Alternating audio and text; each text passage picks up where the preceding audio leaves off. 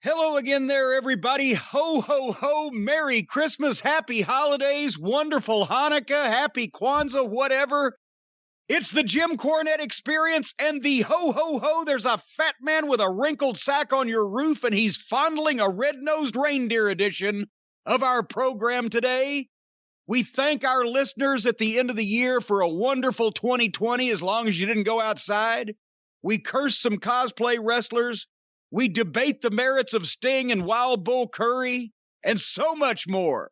And to join me, Hawaiian Brian, the podcasting lion, the king of the Arcadian Vanguard Podcast Network, Mr. Co-host to you, the man who has never gotten his tongue stuck to a pole in his life, the great Brian Last. Aloha, Jim. Jetoata. Happy to be here for the final regular edition of the experience of 2020. That always sounded French to me. It really did. When Nikita would do Jetoata, Uncle Ivan, I'm like, that sounds French. It's like when Patty Duke and her cousin, lookalike cousin Kathy, would sit down and talk to each other on the old program. William Shallert played the elder Duke. Or the elder, what was their last name in that program? Oh, shit. I haven't watched a Patty Duke show in years. Well, Patty I just know a hot dog made her lose control. Yeah. Well, Kathy adores a minuet, a Valley Roos, and crepe Suzette. Well, Patty loves to rock and roll. A hot dog makes her lose control. What a wild duet. But they're cousins. Identical. This has gotten off track anyway. What the hell does Patty Duke have to do with Christmas? That's what we're going to talk about today Patty on Lane. The program. Patty Lane and Kathy Lane. That's exactly right. And old Mr. Lane, William Shallert, and there was the Ebb the farmhand looking fucking boyfriend. He didn't go anywhere. He went home's where he went after that program. You know, it's our Christmas week show, so I'm going to talk about whatever the fuck I want to talk about today and just have some fun and be silly. Then just ass off. Isn't it all about having fun and being silly, Brian? And assing off. And assing off. You're in the middle of a blizzard. You had a nor'easter up there, from what I understand. We did. Lots of snow. And well, would you weather. care to fill us in, Ollie? How's the weather? I don't know what else to say. We got a ton of snow. It snowed all night, all through the night. And it's also freezing weather. Luckily, we're able to get it all out of the driveway, or a lot of it, and out of the path, and everything's going to freeze tonight. Blower, as you've mentioned on the show here a few weeks ago, and you finally got to put it into action. Did your snow blow well? It's technically a snow thrower, not a snow blower, which I didn't know there was a difference until I got this box. Oh, where did you throw this snow? A little bit to the right. And actually straight up. I got covered in snow, but that's a whole nother story. The snow thrower did okay. It's an electrical one because I didn't want to fuck with gas. But eventually, a very, very kindly neighbor came over to finish a driveway for me. With your own snowblower? Or No, he brought his gas-powered snowblower. So basically, you got an electric snowblower. It won't blow a fucking snow cone off a blizzard at Dairy Queen, but your gas-powered neighbor's snowblower came over and did your work for you. To an extent. That's about 85% correct. Well, that's a pretty good average for me these days. You didn't get any snow in Louisville? No, it's colder than a well digger's ass, as Mama Cornette used to say. But no, we got some ice yesterday morning before daylight when I was trying to get in the truck and get to the post office to make sure all of the customers were happy. Before daylight and freezing sleet, but it didn't snow because we didn't have a nor'easter, Brian. As you ought to consider moving down here and being a sou'easter. Because you got a foot of snow, and we just got some rain and cold weather. I like snow days. Why? I've always liked snow days. I like being stuck in the house. Windows are open. The sun is blasting off the snow into the house. There's something very warm. Wait a minute, your windows are open or your drapes are open? If your windows are open in the snow, you got some issues, Mr. Freeze. The shades and the curtains are open. Okay, let me ask you a question. What's the difference now? And I can understand when we were kids and, oh, you want to cancel school or boy, it's so cool. We can go out sledding or whatever. You don't have to, you're stuck in the house, as you said. But we're adults now who run our own empires, and we don't have to go anywhere we don't want to go to begin with. So every day is a fucking snow day. It's funny because before they realized the extent of this storm, we get an email from the schools saying that it will be virtual learning for these days. That even though there's a snowstorm and schools will be closed for the kids that choose to go in, that opt in, it will be virtual learning. And I'm thinking, oh my God, this screws up snow days for every kid forever now. That we've gotten trained to do virtual learning, but they actually canceled it. It became an actual snow day with no schoolwork for the kids. Well, that's charitable of them to do that. No, but think about it. I mean, that changes everything when, I know here in the Northeast, I don't know how it is in other parts of the country, but they have certain days they allocate at the beginning of the year. Like you could have 8 snow days throughout the year, and it doesn't affect the schedule. You don't have to add days to the school year if you lose those 8 days. But if all of a sudden everyone's trained to do virtual learning and teachers are teaching from home, I wonder how that screws things up in the future. That's another reason why I'm glad I'm not a child anymore. Because it was so much easier to get away with shit back then. Now they got you coming and going. But fortunately, Brian, you just rattled off a bunch of information that I have never needed to know. I pay taxes, apparently, to support these schools around here, but I have never emitted an offspring to take advantage of said schools, nor have had need of any knowledge of the school schedule or method of operation. Past every once in a while, I get stuck behind a school bus and it takes forever. Kids ought to walk. That's what's the matter with these kids these days. They're not building any character by walking to school 4 miles each way, uphill both ways in the snow. Builds character. You walk to school? No, fuck, are you out of your mind? Well, I'm way far. I was way far away from town out here. Oh, come on. Those days. Now they've caught me. Think of how much character you'd have today if you had walked all those miles to school every day, woken up at 5 a.m. to start your commute. I've got plenty of character. As a matter of fact, the cult of Cornette members and listeners out there think I have plenty of character, fine, upstanding character, the kind of character that uses their left and right turn indicators, at least according to every metric that we've been able to come up with to measure all these things this year. We want to thank everybody here on the Christmas week edition. Thank everybody for making 2020 our biggest year ever here on the podcast, on both podcasts, for the experience and the drive-through.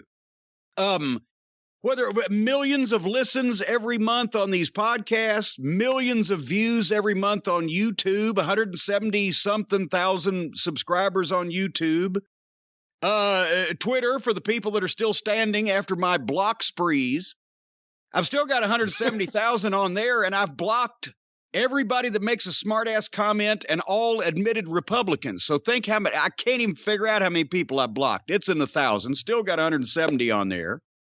It was a record year for Cornette's Collectibles. Thank all of you. I've somehow started the most successful businesses of my life completely accidentally. How the fuck did this? Why was I trying to do it all those years? Just quit doing it and say, fuck it. Just be yourself, an instant success. Well, how long I've been doing this show? 7 years. And it's been now 5 glorious years since the previous administration co-host was changed and things started picking up, as you've pointed out to me many times. But I don't even remember how many listeners that I had when you started on the program here. But I remember when, it was, 25,000 people listened to the podcast last week. And that was, wow, that's cool. There was an episode we recently put up on Patreon where, I forget when it was probably like the end of 2015. And you were like, we have a big milestone. Yes. A million downloads. All this time. Year. All time. No, it was all time, I think. It wasn't even this year. It was the year. We were going for the march to 1 million. We get to 1 million downloads in the calendar year.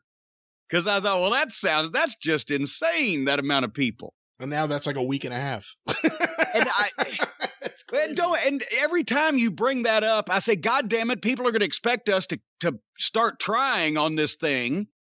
And you're putting too much pressure on me because I don't think I'm that interesting. But it hasn't, and I appreciate everybody that listens, even some of the people that hate listen. Maybe somehow they'll get smartened up, but most of the people and our regulars are the people that are with it, the people that liked wrestling when it was watchable, the people who have a level head, who get things, as we're musically talented, as we've seen on the drive-through song contests. Cornettes Collectibles got started just to sell the Midnight Express book. Remember? And I didn't even have a website. The website was for the book. I did the book. I said, well, we'll put this out. And then other things started coming along and people started liking it. And so it's expanded ridiculously like this, but I still, and we've talked about this, I still do everything personally. And I've gotten to know and recognize a lot of the customers by the name, or I know where this guy lives, or I don't mean that didn't sound good. I mean, it's old so-and-so from Cleveland. It's not like I know where you live. But I've said I won't do this if I would have to hire stooges and make it impersonal. Because I didn't think I was starting a goddamn business at my age anyway. I was just trying to keep occupied. So, I get emails from people that like, well, I don't know if it's Mr. Cornette or his team that reads this. But I don't have a team. Brian, will you be my team? I don't have a team. I tried to hook Harley Quinn up to Buggy one time. She wouldn't pull it. You've got a team. You got Kippelman over there in the spare room. And you got Nebuchadnezzar, somewhere in a basement doing your editing. You've got a team. Will you be my team, Brian? Well, I think I am on your team, and you're on my team, but I don't really have a team. We're kind of teammates. I need a subservient team. If I was 20 years younger, I might just open a whole department store, but I'm too old now to work any harder. Remember when Harley Quinn's Twitter account was hacked by like some porn star? Yes, yeah. And Stace actually put up, boy, how low must you be to hijack a fucking dog's Twitter account?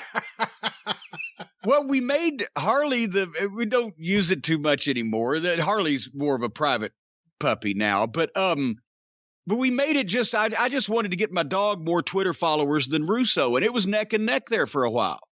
But we didn't have enough time to mess with it.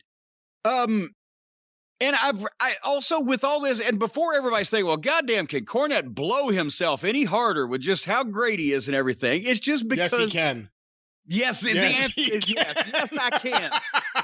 Hey, you're right about that. I can fucking suck the chrome off a trailer hitch. I can suck a fucking golf ball through a garden hose.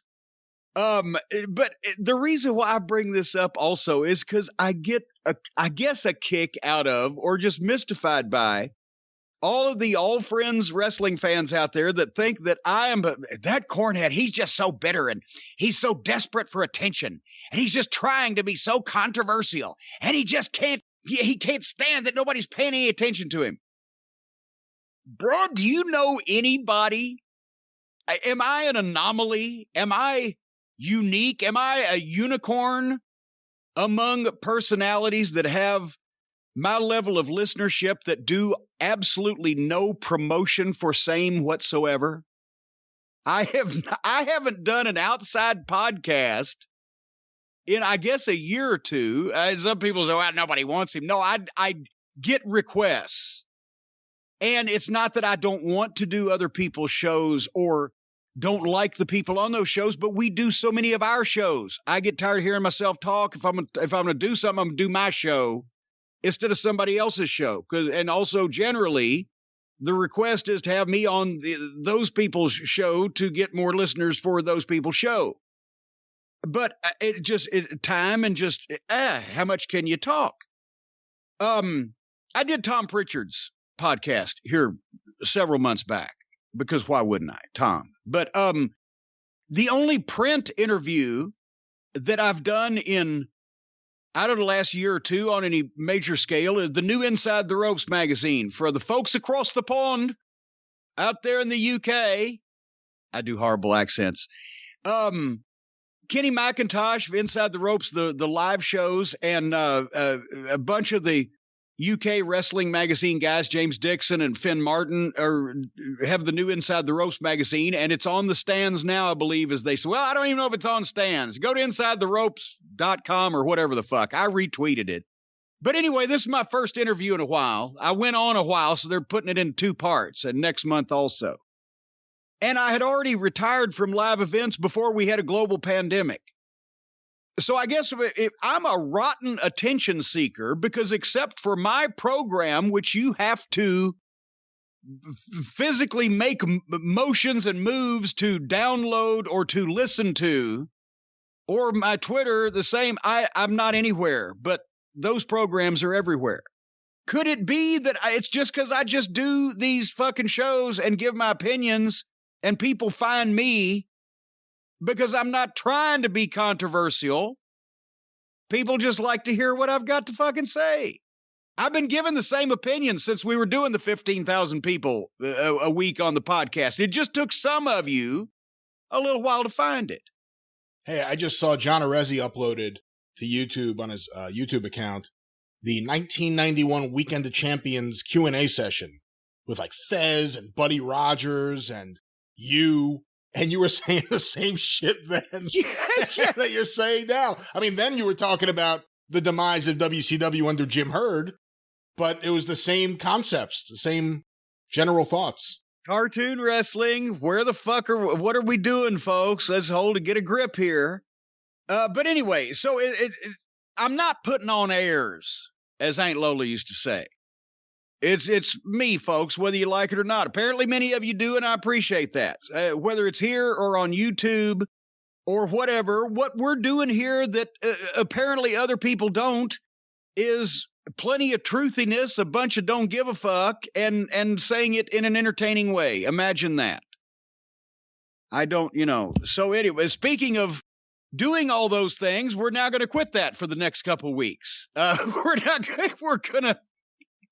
It's the holidays. Even fucking Crockett used to do a best of show over the holidays. The next couple of weeks on the Experience, we're going to be on the bus. Right, Brian?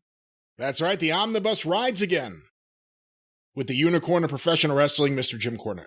Yes, and we have so this Experience that we're doing right now, the ones that you're listening to right now, comes out on Friday, December 18th.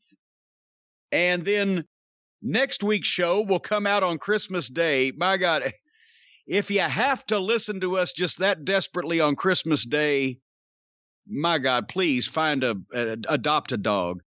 But what's that omnibus going to be? Where are we taking that bus to? I got to see which one we're going to do when. One of the omnibuses will be the best of 2020, the most popular segments from the show, the funniest, the most informative. I have a feeling Tessa Blanchard may be featured on that episode. But that will be one of the... Why you got to go there? Just like that's the highlight of our year. That's the People went crazy over that. Well, it wasn't even her. We've cleared that all up. Have we? Nevertheless. Okay. Now you're still leaving that trail of death. No, it was Shitsy. It was Shitsy Blacksheart. It was... we talked about it. Next thing I know, Tessa fled to Mexico. So I really don't know what's going on. She was already in Mexico. For heaven's sake. I don't know. She went down there in a fucking mobile home with some guy and 2 kids that claiming to be a family. No, that was Jennifer Aniston. I'm sorry. I saw that movie. But anyway, one of the omnibuses will be the best of 2020 on the Jim Cornette Experience and the Jim Cornette Drive-Thru, and the other one, still deciding. I'm thinking about doing the Decline of Chris Jericho, but that's going to be a long-ass omnibus. That's a long, long ride. But I'm debating doing that. Just a year of a sad, sad decline. Chris Jericho 2020. We start going, Allie's the only good thing on the show, and he's carrying this thing on his back, and it's like, oh, God. Well, I'm glad when you decide, you just let us know. Don't I get any fucking feedback into this? Sure. What would you like the omnibuses to be? Anything you want. Well, thank you very much. All right, but anyway, so next 2 weeks of omnibuses on the Experience. However, lest you think we have forsaken you, oh loyal listeners, especially after we just put you over and how much you've meant to us, The drive-thrus will be all new. The drive-thru next week will come out on Monday, the 21st. See, I don't even have a calendar in front of me. I'm doing this well. Will come out on Monday, the 21st as normal. And the following weeks will come out on Monday, the 28th as normal, but it will be recorded several days earlier. So don't blame us if we mention something and somehow it doesn't make sense anymore in the transgression of time. However, I've been asked by Kippelman keeps sending these memos. Make sure you let everyone know during the holiday break if anything drastic happens in the world of wrestling, we will have YouTube updates. That's right. Why did he have to put it in all capital letters? He was raising his voice, making sure he got. Why did he have to wrap it around a rock and throw it through my window? I don't know about that, but he's a very nice man, Lou Kippelman. As is Jay Snaccarado and everyone on the team at Arcadian Vanguard. Jay Sharknado is rude to me every time I see him hanging around the water cooler. Oh, come on. I'm just wondering what you've got in that water cooler up there. Anyway, and also we had a feature on one of the drive-thrus here recently, and it became such a hit that we apparently, according to the once again, the rock that was thrown through my window, it's not going to be every week, but on an ongoing basis, we might review some more of these cameo interviews that some of the boys are doing for some of the fans. I got your note, All Elite Scooby-Doo, or whatever. Because people like that, and it was quite entertaining. And I'm still debating the option of doing something of that nature, but later on, as I'll talk to you about here in a second, later on this year, not imminently. But we're going to talk about some cameo stuff. Well, the next year, yes, that's what. Well, I've already just written 2020 off. That's it? It's over? It's over. Call it off. It's like Bobby Fulton, when he'd have underneath guys and local guys on some of his shows, and they'd be having a stinker match back in the old days, 20 years ago when he was running his own show. If it was really sucking, he'd just hit the ring and jump both of them, beat both of them up, and make it a double DQ, run them off. Anyway, yeah, so we're going to talk about some of these cameo features too, apparently. That segment from this past week, we talked about The Undertaker a few weeks ago, and people love that. And then we reviewed various wrestler cameos because so many people want you to do it. So I thought it would be important for you to hear a sample of what some other people are doing, including seemingly Jerry Lawler giving a tour of his house to a 6-year-old. He was giving a tour of his entire life to this 6-year-old. But there were lots of funny ones. The kid graduated high school by the time the cameo was over. There were lots of really funny ones, lots of sad ones. There were interesting ones. We'll play more on the drive-thru. It'll be a ongoing feature for the next little while, but I did want to play you one that someone recently posted in my Mothership Facebook group. I'll give him credit.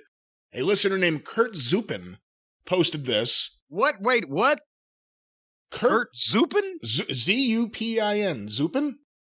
The great Zupin. It could be All Zuppin. right. I guess it could be Zuppin. It is Killer Karl Kruppen. Now, go ahead. He looked great in photos, and then you saw him in the ring, and Killer Karl Krupp. He could take that over the top rope bump like crazy, though. So someone, a different person, posted on Twitter, he said, my mom grew up on the same street as Smokey Robinson in Detroit. So for Hanukkah, I wanted to reunite them via Cameo, but the video takes a strange twist. Let me play you this audio. Wait a minute, Smokey Robinson is on Cameo? Smokey Robinson, one of the all-time legendary songwriters. He's a 80-year-old multi-millionaire. What? That's right. All right. And again, he's sitting in what appears to be maybe his office or maybe his living room. Very little effort put into this, but something that brings holiday cheer here at Hanukkah time to the person he's sending it to. Let's hear this Hanukkah greeting from Smokey Robinson. Hey, Margot. How you doing? Surprise, surprise. This is Smokey Robinson. I know you didn't expect to hear from me, but I was contacted by your sons, Jeff and Jared, and they told me that you used to live in Detroit across the street from me, and gosh, that's beautiful. How you doing again? Nice talking to you again, I guess. But anyway, you're living in Vancouver now, and they wanted me to wish you happy Chanukah. I have no idea what Chanukah is, but happy Chanukah because they said so. Anyway, God bless you, babe, and enjoy Chanukah. Have a wonderful time. Well, there he is. That is an alternate spelling of the otherwise known as Hanukkah. Chanukah, or maybe, you know what? It was confused. He misread it because Smokey didn't have his reading glasses on. He meant to say happy chalupa. Maybe he couldn't see it because he had all those tears of a clown in his face. When there's no one around. Smokey Robinson does not celebrate Chanukah. Whatever that is. Oh my God, that's fucking great. How can you live to be 80 and be a multimillionaire and be in show business and write some of the most classic songs of the history of mankind and have a voice of an angel and not know what Chanukah is?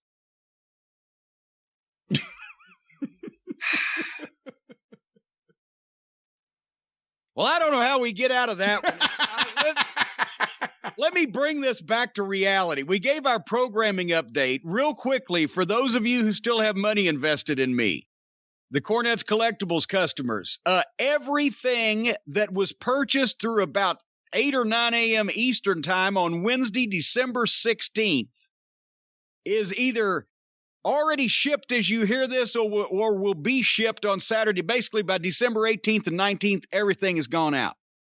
And anything ordered after Wednesday morning of December 16th is going to go out a couple days after Christmas. More on this in a minute, but I'm done shipping for the next week or so. As we mentioned, the Cornettes Collectible store at jimcornette.com will be open until December 31st, and then will be closed for January. And as I said, I will be shipping after Christmas, and we will fill everything that comes in through December 31st. Before we close the store down, it'll obviously go out the first week of January. And basically, and Brian, every time, I don't think I speak to any other human being but you now, or at least over the last couple of months. But it's been a double-edged sword. We've had so many new listeners this year. We've had so many new customers this year at the website. The old saying, if you haven't seen it, it's new to you. Well, there's been so many new listeners and people getting the stuff that I've had for a while now that I've had no time over this past year to do any new books or products, really. We came out with the face masks. That didn't obviously require a lot of lead time. This is the first year in, I guess, the last 3 or 4 years that we haven't done a specific charity fundraiser. There's still the EPO, although those I just sold out of. I can't get to the copy shop quick. I've taken those down. But the EPO always is an ongoing thing where we raise money for the Crusade for Children. And we've done stuff in the past for the American Cancer Society. And I wanted to do something this year for the Humane Society or one of the animal charities, but we just haven't had time to. So we've still made some contributions, and I'll have in a week or two, I guess, when we come back from the break, I'll have some totals on, some of the contributions that we've already made. But anyway, I haven't had a lot of time to do all that stuff this year.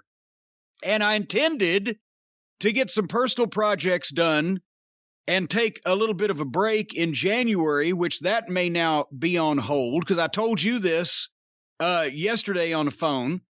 But now we've just found out that Stacy is going to need back surgery imminently, sometime soon. We're still waiting to hear back from them on scheduling it. And don't freak out any more than is necessary, because you went, oh my God, it's not on her spine or her discs. It's not like we're going to Birmingham for the orthopedic specialist or whatever. She's had pain in her back on and off for a while now, few years. And she took bumps years ago, so it wasn't completely out of, the realm of possibility. And it was a thing that comes and goes. And I thought, and she's seen a doctor a couple times and blah, blah, blah, blah. And I thought it might be something that, like I had on my hip several years ago, some physical therapy. They, rub the shit out. They stretch it back out the way it's supposed to move. They get you to do some exercises that returns your range of motion. it feels a lot better. Especially if you keep up the shit, it feels even better than that. But that was not the case because it started getting worse this summer when she had to go out to California on the plane for that long.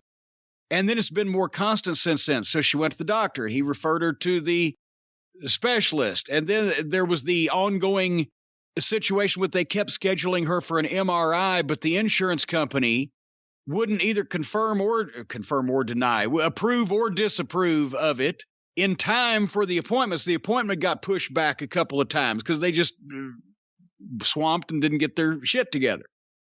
So finally they approved that, and she goes and has the MRI done, and she has a cyst in her back that is growing and pressing on a nerve right in her lower back.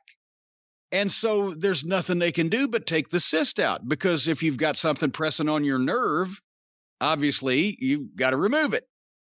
So we just found this out a couple of days ago, and I mean, it's this close to Christmas. They're supposed to call back on the scheduling, but I'm assuming it's going to be done toward the first part of January.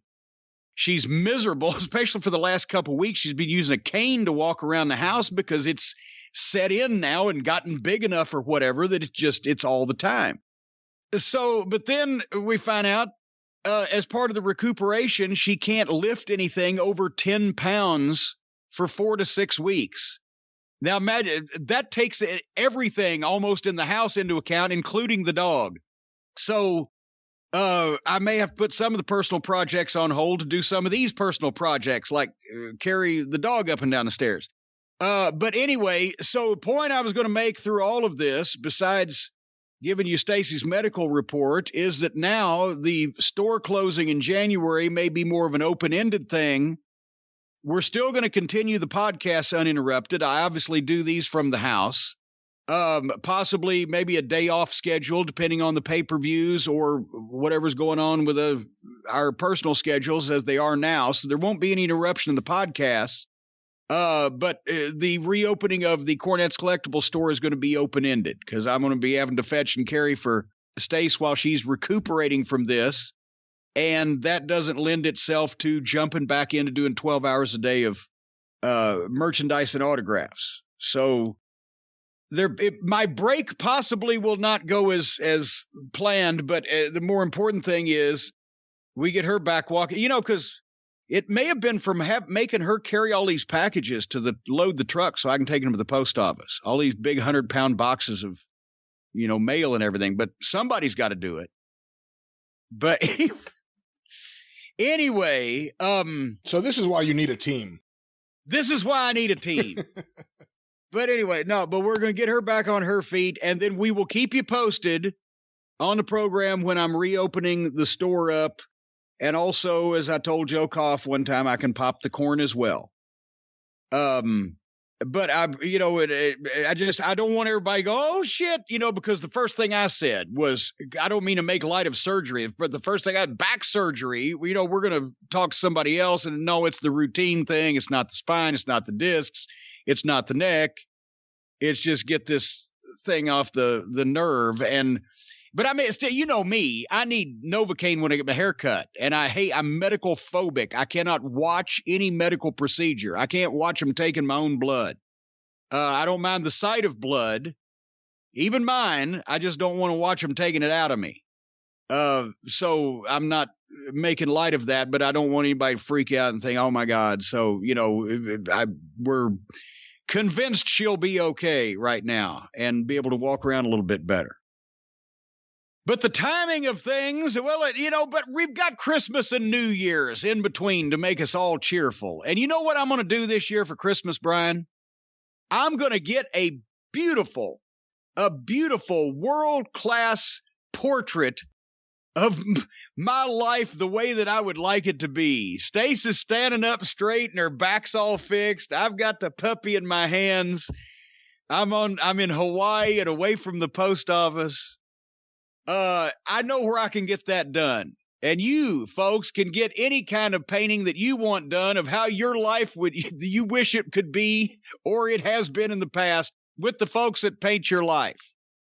and we've talked about it before, you've still got time to contact these people and get something started and get it in the pipeline, as they say. But if your family can't be together for the holidays, you can bring them all together, even if some of them are no longer with us. At paintyourlife.com, you can have an original painting by a world-class artist done by hand from any photo or combination of photos at an affordable price. If you want to give your family members a meaningful gift for the holidays, something they can cherish, then get all the pictures together of multiple generations and have Paint Your Life take these different pictures from different times and bring you all together. We just read a email last week here on the program from one of the listeners that got a painting done of her grandmother with a grandmother with her daughter that they had never met. Anyway, you can pick from a team of world-class artists. You can work with them on the details. You can get the portrait in about 3 weeks. It's something that makes a perfect holiday gift for somebody you love, or, once again, be creative. If you hate somebody, have a painting of them done to look like the picture of Dorian Gray. You can do all kinds of things. Anyway, at paintyourlife.com, there's no risk. If you don't love the final painting, your money is refunded, guaranteed. And right now, as a limited time offer, get 20% off your painting, 20% off and free shipping. All you got to do is text the word DRIVE, D-R-I-V-E, to 64,000. Drive to 64,000 at 64 and 3 zeros for 20% off and free shipping on your Paint Your Life portrait from paintyourlife.com. At Paint Your Life, you can celebrate the moments that matter most. Brian, what moments matter most to you? Oh, geez, I don't know. Maybe my last game of Little League. That was a big one. That was huge. Hit a home run. It's still in the newspapers. I retired from Little League after hitting a home run. I also tagged out a couple runners who were stealing. I was playing third base, and I got the game ball, which is right up here on my mantle. I caught a fish big enough to mount one time and never went fishing again. Did you mount the fish? It's right here in the office. Oh, see, you got to go out on a high note. And I'll tell you, that fish was upset when I mounted it, too. Anyway, Okay. I want to, hold on, I've got something else. Where'd my, god dang it, have I lost something here? I think so. I have. Yeah, I think so. I sure have. You sure have lost something. Well, I found it. How's that? It's about time. There's a couple of things. I wanted to say, are you getting snippy now? What? About time. I wanted to say thank you to somebody and mention somebody special, Cult of Cornette members again. Thank you, Peter Burton, for these Scottish shortbreads that he sent us for Christmas, and his son Lucas for the great Christmas card that he made himself and sent over to us. Because Peter's been a customer at Cornette's Collectibles for a while, and his son Lucas is cool, and we've sent some things back and forth, but some of the kids over there were picking on Lucas here lately, and he was about to walk the dog on him with a stick or something, and I had to calm him down. Being the voice of reason, I had to calm Lucas down and tell him it just these guys are picking on you because they're stupider than you are, and they're jealous. And so now he just feels sorry for them because they're stupid people. I was afraid when you said you had to talk him down. Why use a stick when you could use a bat? No. I was trying to get him to take the more peaceful approach. Turn the other cheek. That's very kind of you. Turn the other cheek, Lucas, and let him kiss the other side of your ass, too. So happy holidays, the Burtons. And there was also, when saying happy birthday to the consigliere of the Cult of Cornette, the legal beagle himself, Stephen P. New, the Baron of the Barristers. How old is he now? 31 or 32? Maybe a tad older than that. Well, he doesn't look it. He's not got a wrinkle on his face. Maybe because it's so fat, it's stretched out so far. Don't say that. No, I didn't. No, get Kippelman to take that out. But anyway, happy birthday, Stephen. We love you no matter how old you are. Just try to drink your Metamucil and everything will be fine. Happy birthday, Stephen. Yes. And the whole new family. Did you hear he got a new family? To kick the old one to the curb, got a whole new family. No, the whole new family. Happy holidays, too. Anyway, and all right, let's not get quite so giggly now, because this is an email I got from, well, I'll mention his name because he's been on the news. Sean Perry up in New Hampshire, who has been a customer before, him and his son, and I hope I'm pronouncing his son's name right because I've seen it written but not pronounced, but Aeneas Perry. And you know, I've signed his name before. I recognize the unique spelling and everything. And anyway, he sent me an email, and I'll explain. He sent this email right before he ordered a Cult of Cornette membership certificate for Aeneas, and I thought he had one of those. But I didn't see the email after I saw the order. But anyway, he mentioned they had a fire in our home. They live up in Exeter, New Hampshire. And they had a fire, I guess, overnight in their home here recently. He writes the email. He says, "This is the part that got me. What woke me at 3:30 a.m. was the sound of the fire as the porch was launching flames 30 feet high. But they evidently had a door with thick tempered glass, and the door was preventing the smoke alarms from going off. So anyway, he says, I came downstairs, saw the fire, and ran back up to wake everyone to get out. While I ran upstairs, the glass on the door broke, and that half of the downstairs area of the house exploded with a backdraft of flames and smoke. My wife immediately ran down the stairs and out the front door. I woke my son Aeneas and told him we had to get out as smoke was racing up the stairs into the upstairs hallway. I said we had to go to his sister's window onto the garage roof and then drop down to the ground. Aeneas ignored me. He closed his eyes, held his breath, put his hands over his head, and ran through the smoke down the stairs by memory and made it to a room separated from the fire by glass doors. He opened that door and called for our 2 dogs, a beagle named Scooter and a chihuahua named Sparky. Once they ran in, he closed the door and got them outside. In the meantime, I got my daughter and myself out via her window and a drop from the garage roof. I know this is a long story, but the point is that multiple fire experts have said we all should be dead. They were especially shocked that the dogs made it out. Our 2 cats did not. But the only reason the dogs made it was because Aeneas put himself in incredibly grave danger to save them. And you're a hero, kid. Both kids have lost absolutely everything they've owned in their entire lives. Aeneas is 13, Lilija is 11.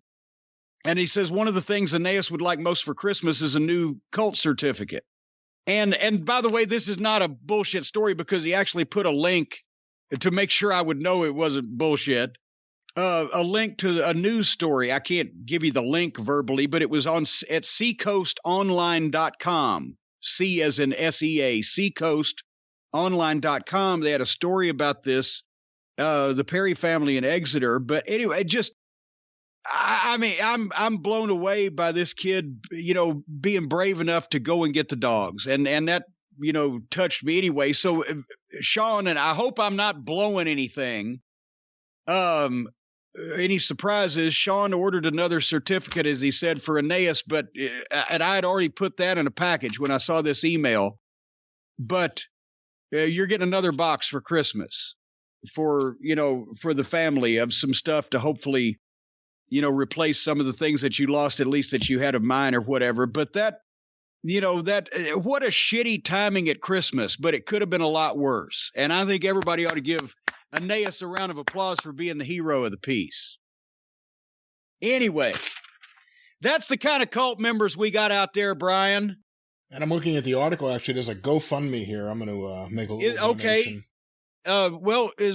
Can you identify that for the people if they want to go and read the article or do whatever?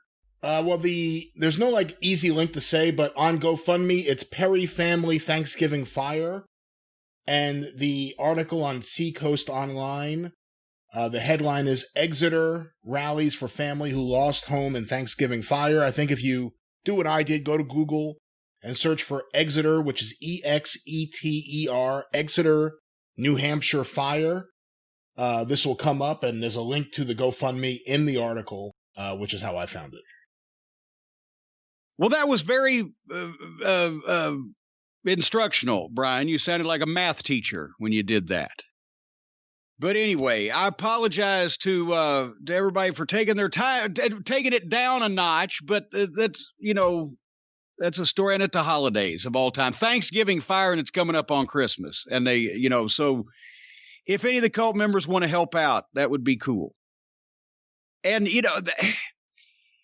that's a thing we've seen before with jacked up Jeremy Bagley raising all those thousands and thousands of dollars under Dennis and Teresa Condry's name, or for them, for the American Cancer Society, from all the Cult of Cornette members and the Facebook members. And, you guys get together and do things like this. I did think when Jeremy got the big check and he wanted to pose with Ed McMahon, that was a little pretentious, but nevertheless, they come together as a family here, because especially at the holidays. And if something happens like that, a fire or some kind of tragedy, or somebody's got COVID, you need somebody to help or somebody to talk to or whatever. That's why we've been plugging the folks at BetterHelp. If you don't have anybody to talk to, or if you don't have people that you can count on because you're alone at the holidays or whatever, we've read testimonials. They've got them on their website. We've read some of the emails from the cult members that they've been helped by the BetterHelp service. That's Better H-E-L-P. But if you go to BetterHelp.com, you can read the testimonials from the people that are posted daily. It's professional counseling done securely online with a broad range of expertise. And you can log into the account anytime, send messages to your counselors. You get responses. You can schedule weekly video or phone sessions, so there's no waiting rooms. If the service isn't available in your area, you don't want to go out in a pandemic, you can do it all from home. Check it out if you want to. BetterHelp.com/JCE, and you'll get 10% off your first month's services. BetterHelp, HELP.com/JCE, 10% off your first month's services. And, if you don't have the Cult of Cornette members to pick you up, then you can have BetterHelp bounce you around. You can be lifted and bounced and buoyant and happy during the holidays, instead of down in the muck and the mire where so many of these people are. Where I'm getting ready to talk about All Friends Wrestling later on. That's why muck and mire are on my mind. Be a good tag team name. Muck and mire? Yeah. Yeah. As a matter of fact, I've got I got a couple of tag teams they already have there that name would fit better. But hey, before we do this, do these Wednesday night things, we've still got a couple more things to talk about. We want to make everybody aware that the new biography of Nature Boy Buddy Rogers is out. It is available for purchase at crowbarpress.com, right? Scott Teals published it. Tim Hornbaker has written it. And I just got my copy. Brian's mail is fucked up. He's waiting on his. I haven't had time to read it yet, but I've just flipped through it. It looks beautiful. It's the most, obviously already the most detailed look at Buddy Rogers, his life and his career and the impact he had on wrestling, which was basically everybody in the last 50 years of the 20th century copied Buddy Rogers, whether on purpose or not. There's incredible pictures that from the files of the Jack Pfeffer collection or Buddy's family pictures. I mean, I've never seen stuff like this before. So we want everybody to. Tim Hornbaker's books are always incredible. The book on the NWA, the book on the predecessor to the WWE, Capital Wrestling, the Death of the Territories. This one's going to be no different. If you want to know the whole story of the most influential wrestler of the 20th century, this is the only one that's really ever been written full length and in detail. You're mad because it hadn't got there yet. I'm really pissed off. You're steaming. Yeah. But is that at crowbarpress.com, right, is the best place to go for any of Scott's books? That's right. And this one, of course, is one that everyone has been looking forward to. But Scott has put out numerous fantastic wrestling books. And this is the first ever collaboration with him and Tim Hornbaker. And I cannot wait to get this book. I'm dying to dive into it. And as a matter of fact, in January, without having the online store open in between my being a nurse and doctor, one of the recordings we have to do is going in depth with Scott on his newest books on Amarillo and Knoxville wrestling history, the entire 20th century, basically wrestling history of these two towns in detail. And the only reason we haven't done it so far is because I've had so little time. There's so many things I want to notate and ask Scott about in these books. It's incredible pieces of wrestling history where I see that things that I thought were new in the 70s were being done in the 30s and 40s. So we're going to do that at some point in January and have Scott talk about some of his other books, but it's incredible. I will say this, man, 2020, what a great year for wrestling books. The Andre the Giant book, Rock Rims's Los Angeles book, the Buddy Rogers book I haven't seen yet, but Knowing Tim, Knowing Scott. I actually submitted a couple of photos that he could use in that book from the Wrestling Review, Wrestling News Archive. Scott Teal just did a book of Frankie Kane, an interview about the first portion of his career. These record books he put out. There have been a lot of great wrestling books this year, and let's hope. And I haven't had time to read any of them. And we're waiting for you to write the next one. Well, there you go. I need time to do that too. And I've been falling asleep to Rock Rims for the past couple of months, because by the time I get a chance to lay down and open the book, I'll read 3 or 4 pages and fall asleep. So it took me 2 months to go through San Francisco. I'm in Los Angeles now, but those are insane also. Anyway, we will keep the folks posted on that. And speaking of insanity, what is this I hear that Raw has now reached a record low rating to the point where AEW is now beating Raw in some of the key demos, not because they're gaining, but because Raw is falling. It's come to this that now that number 2 can't get any better, so number 1 just has to get worse. Is this good for wrestling? I don't know. It's good for wrestling if WWE actually does something to change the way they're doing business and putting out TV, and I have no faith that they will. Because it was like 2 years ago where they opened up Raw. Remember, it was a big deal. Vince was back on the show, and all the kids were there, and Hunter was there. I don't know if he's considered one of the kids. We heard you. We hear you. We're going to change this shit, right? That's right. And they did nothing. I couldn't hear you. I've got an ear infection. And they did nothing. They did nothing. They didn't hear anybody. And the ratings have been going down. And obviously, right now is a weird period of time. There's no crowds. It's the pandemic era. But the TV shows are bad to the point where we watch NXT. You like it a little better than I do. We watch AEW, even though we pick apart a lot of it, and some weeks all of it. It is at least entertaining and moves. The attempts we have made in the past to watch Raw and SmackDown, but specifically Raw, we both gave up quickly. It's a really bad show, and it's impossible to get through. Well, the reason I like NXT more than you do, I think, is because of my background. The people, the talent on that program are at least professionally trained athletes in shape. You can see that something could be done with a lot of these guys. Not everybody, and they still have a wide variety of middle schoolers on the roster, and there's nothing amateur necessarily. AEW corners the market on amateur, outlaw, unplanned. Good God, look at that hokey horse shit. A lot of times it just degenerates into cable access, indie level shit, and you can at least laugh at it, and it does move, and there's always chaos going on. But it offends me more as a professional than NXT does. NXT has quite a few good, potentially great talents.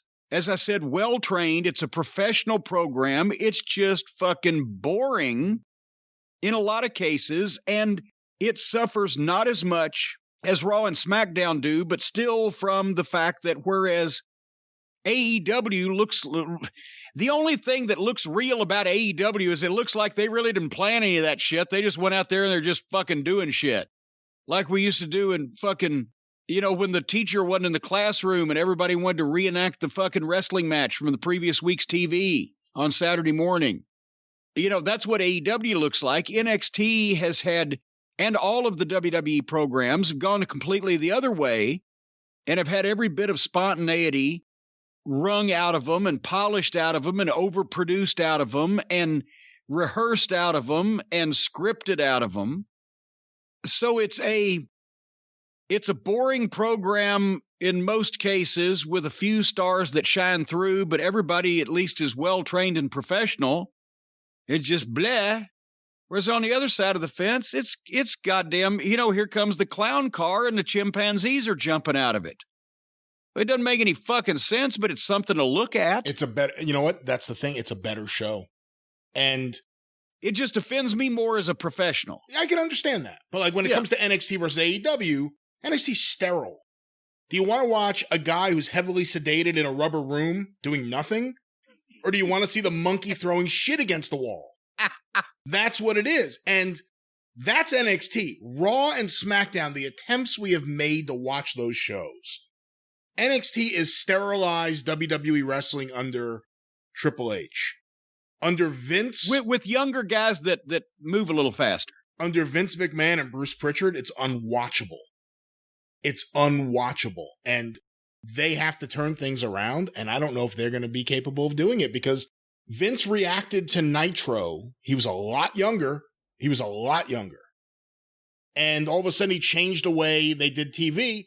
But after a while, it was kind of like, this is what we do. We know what we're doing. And it was like an overconfidence that they understood what they're doing. AEW listens to their audience better than WWE listens to their audience.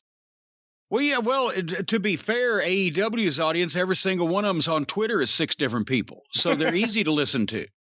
But you know what I'm saying? AEW... yes, I know. I do concur there. Yeah, AEW fans, even when the most hardcore fans have problems, it's never like, why am I watching this show? I'm not coming back. With WWE, you see people that say, why do I waste my time watching this show? I mean, I'm one of those people that stopped watching. I stopped watching Raw altogether, stopped watching SmackDown altogether.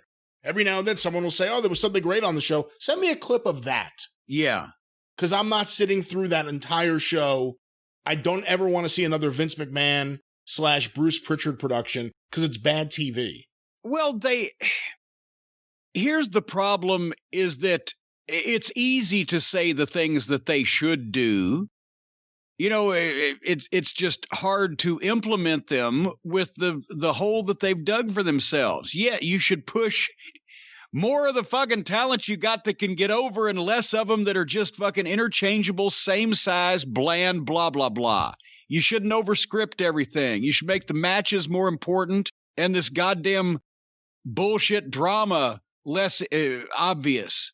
Don't fucking waste your time with fat guys wearing fucking goofy, construction worker outfits with their names on their fucking shirt pockets.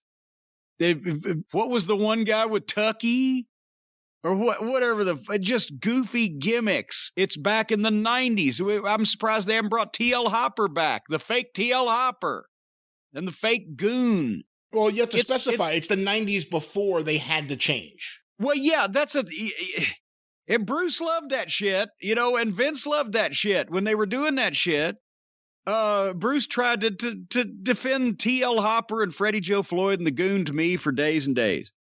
But the point is, it's easy to say all the things that they shouldn't be doing and that they should do more of because that's wrestling. Do more of these things and less of this bullshit stuff. But everybody in control of that program has their head up showbiz's ass and wouldn't know wrestling if it bit them on the fucking dick. Because they've been away from it for so long. Bruce remembers Houston wrestling, but it sure doesn't look like it. Vince is, I don't know what the fuck. But with SmackDown and Raw, they've done the Thunderdome. That's always the company's responses.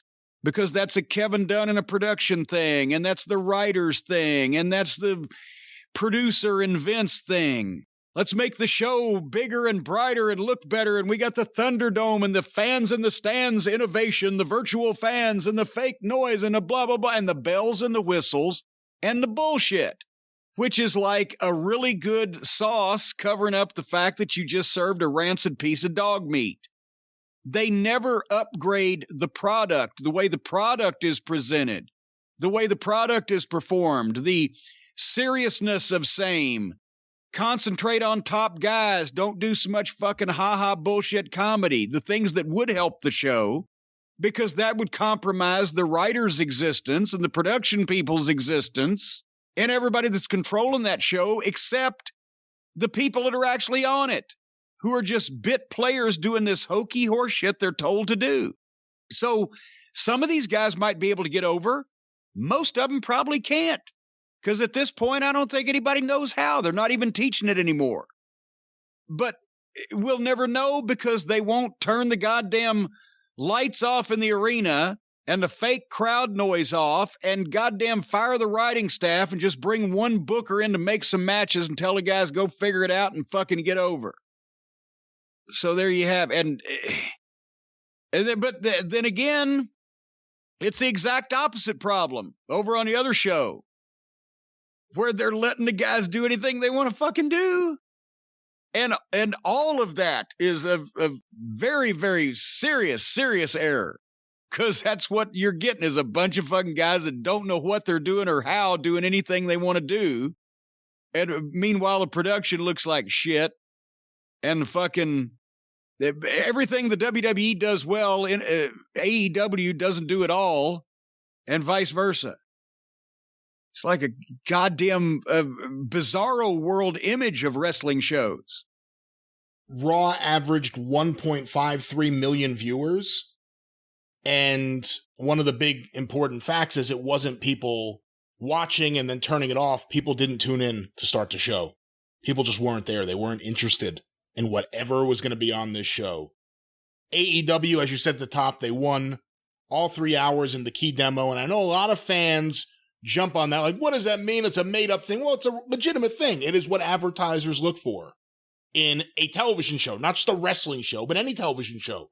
How are they doing in the key demo? The youth demographic mostly, but it could sometimes expand to be a bigger number of years that will be covered in that demographic. It can sometimes expand to be bigger, like the demo god himself, Chris Jericho, has expanded to be much bigger. Well, there you go. But the point is, it's a real thing.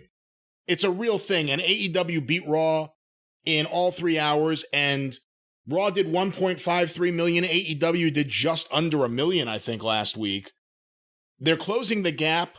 Things could change. The gap could expand again, but they're closing the gap rather quickly. How do you think Vince reacts? But then that's the problem. They're not closing the gap is closing because AEW is sitting there and the WWE is falling off a bridge on top of them.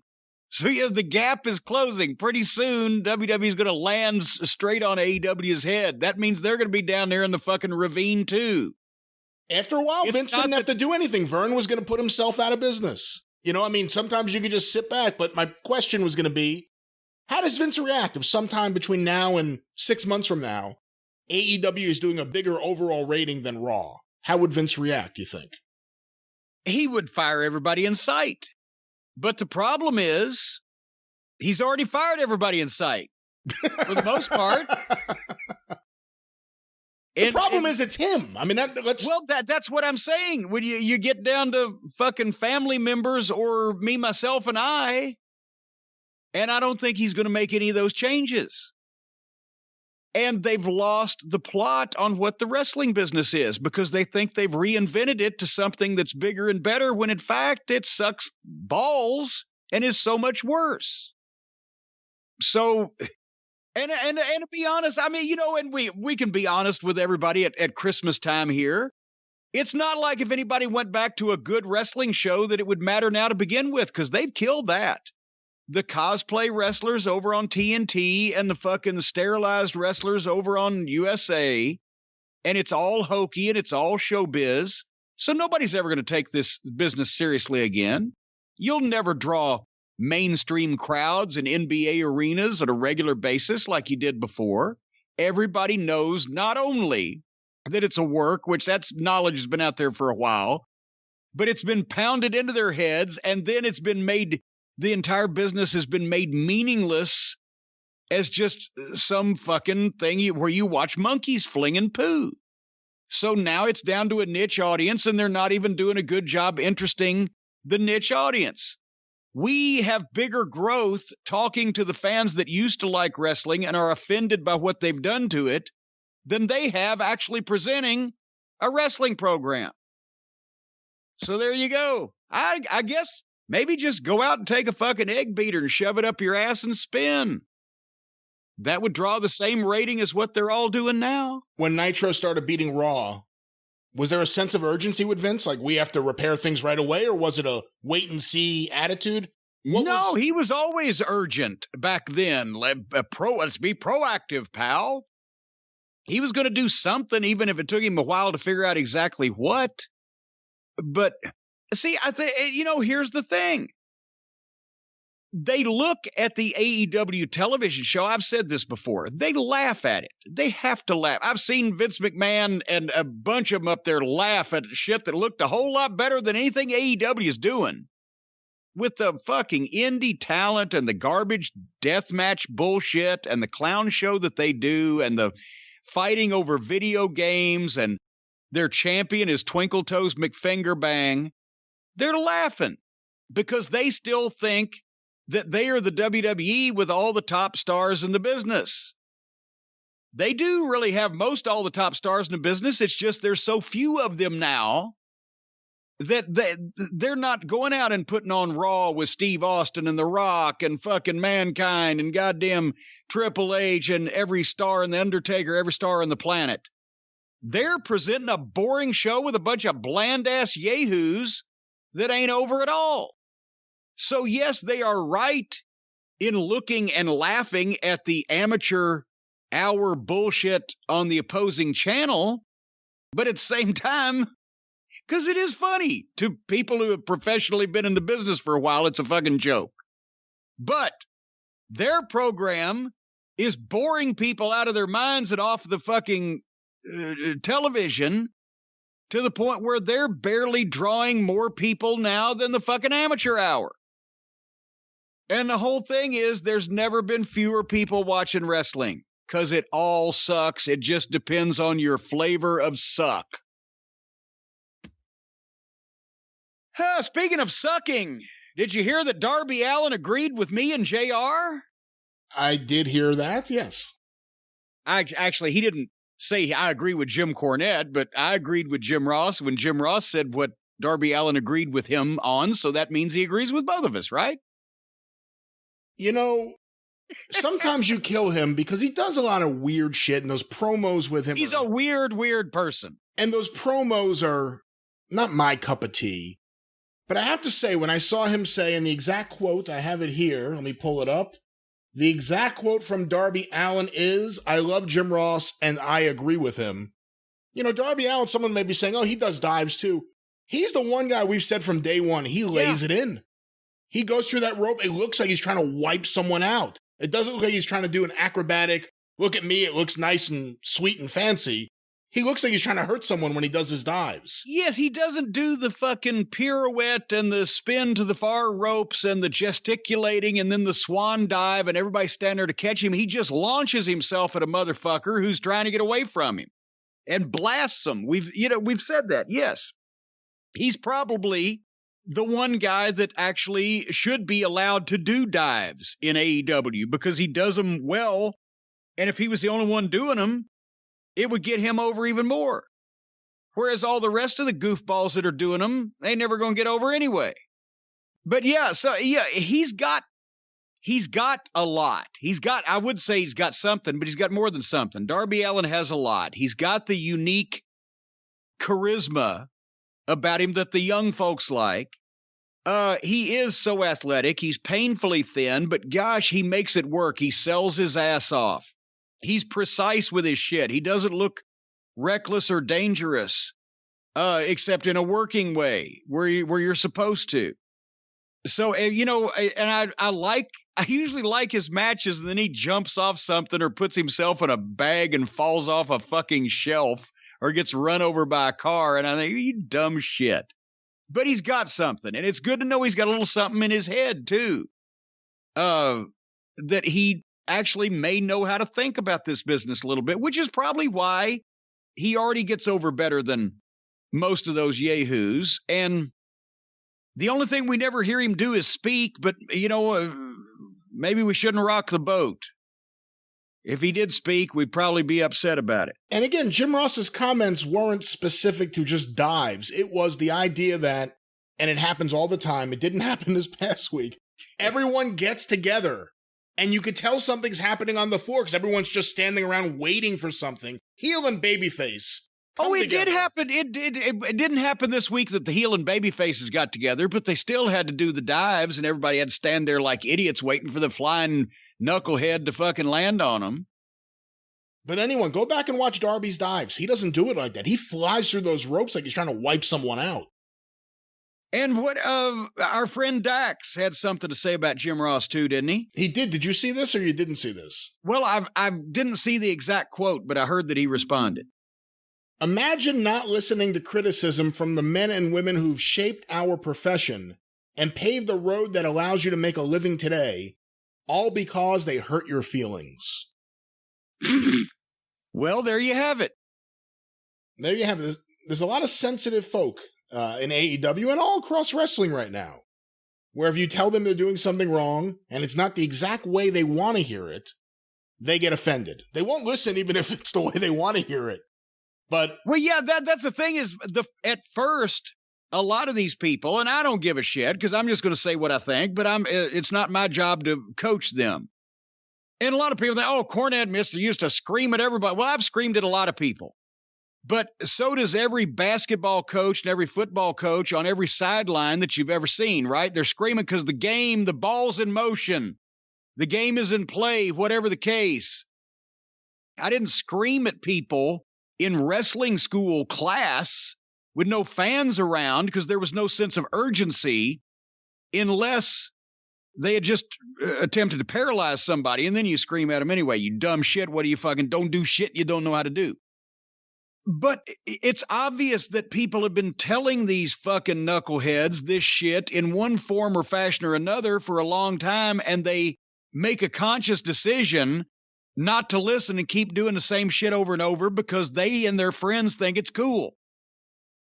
And so then it graduates into yelling or just telling people in public or just mentioning people's names or whatever because, yeah, fuck it. How long does it take people to figure something out? The only reason that these nitwits are allowed to go on with this is because the young cucks, as they were called on TV here this past week, and these nitwit and twinkle toes, they're in positions of power, and they can hire or fire or recommend or whatever these guys, and they do the shit too. So that's what they normalize it. And they're not about to, because the Bucks aren't about to come out and say, hey, we wouldn't be shit if we couldn't do all this goofy shit. Nobody else would give a fuck about us. We can't do this right. We have to do this the way we do it to get over. So then they can't tell somebody else not to do it because it doesn't make any sense. Because then they would have to come out and say, well, we only do it because we can't do it right. We wouldn't get over as proper wrestlers. Olivier, so far as up his own ass, sniffing his own farts, that he's not about to admit that he doesn't know shit from apple butter about wrestling. He's poorly trained. His awkward movements and ridiculous facials and gesticulating are too theatrical, and he's a phony as a football bat. So they all try to act like these guys because a money mark has put them in positions of importance. It's just the wrestling fans that go, the fuck? Look at this fucking clown. And I don't say, I say wrestling fans. I don't say modern wrestling fans or cosplay wrestling fans or all petite wrestling fans or the people who like the foolishness. They like that kind of thing. There's just not nearly enough of them, as every other company has found out over the past 20 years. But you know what they're going to need, Brian? I'll tell you what they're going to need. A lot of Omax. A lot of the cryo freeze. A lot of the advanced joint defense. Because, folks, if you've had a hard day of jumping off bridges into rivers, if you've had a hard day of being run over by cars, if you've had a hard day of standing around like a dipshit with your thumb up your ass, waiting to catch some moron that's plummeting from the sky in your direction, well, you must know that it's hard on your body. So, our friends at CryoFreeze, the makers of the insane pain relief roll-on that has been so popular for instantly relieving joint pain, has now come out with an incredible one-a-day supplement called the CryoFreeze Advanced Joint Defense. You take one of these little capsules one a day, and it relieves joint discomfort and soreness in 7 days or less. It's a breakthrough formula that reduces aches and pains from sore muscles, joint overuse, aging. It helps with muscle recovery, improves flexibility, long-term joint health. Folks, if you go right now to Omax, O-M-A-X, health.com, you'll get a limited time offer of 20% off the introductory pricing on the CryoFreeze supplements or any product site-wide through the end of the month.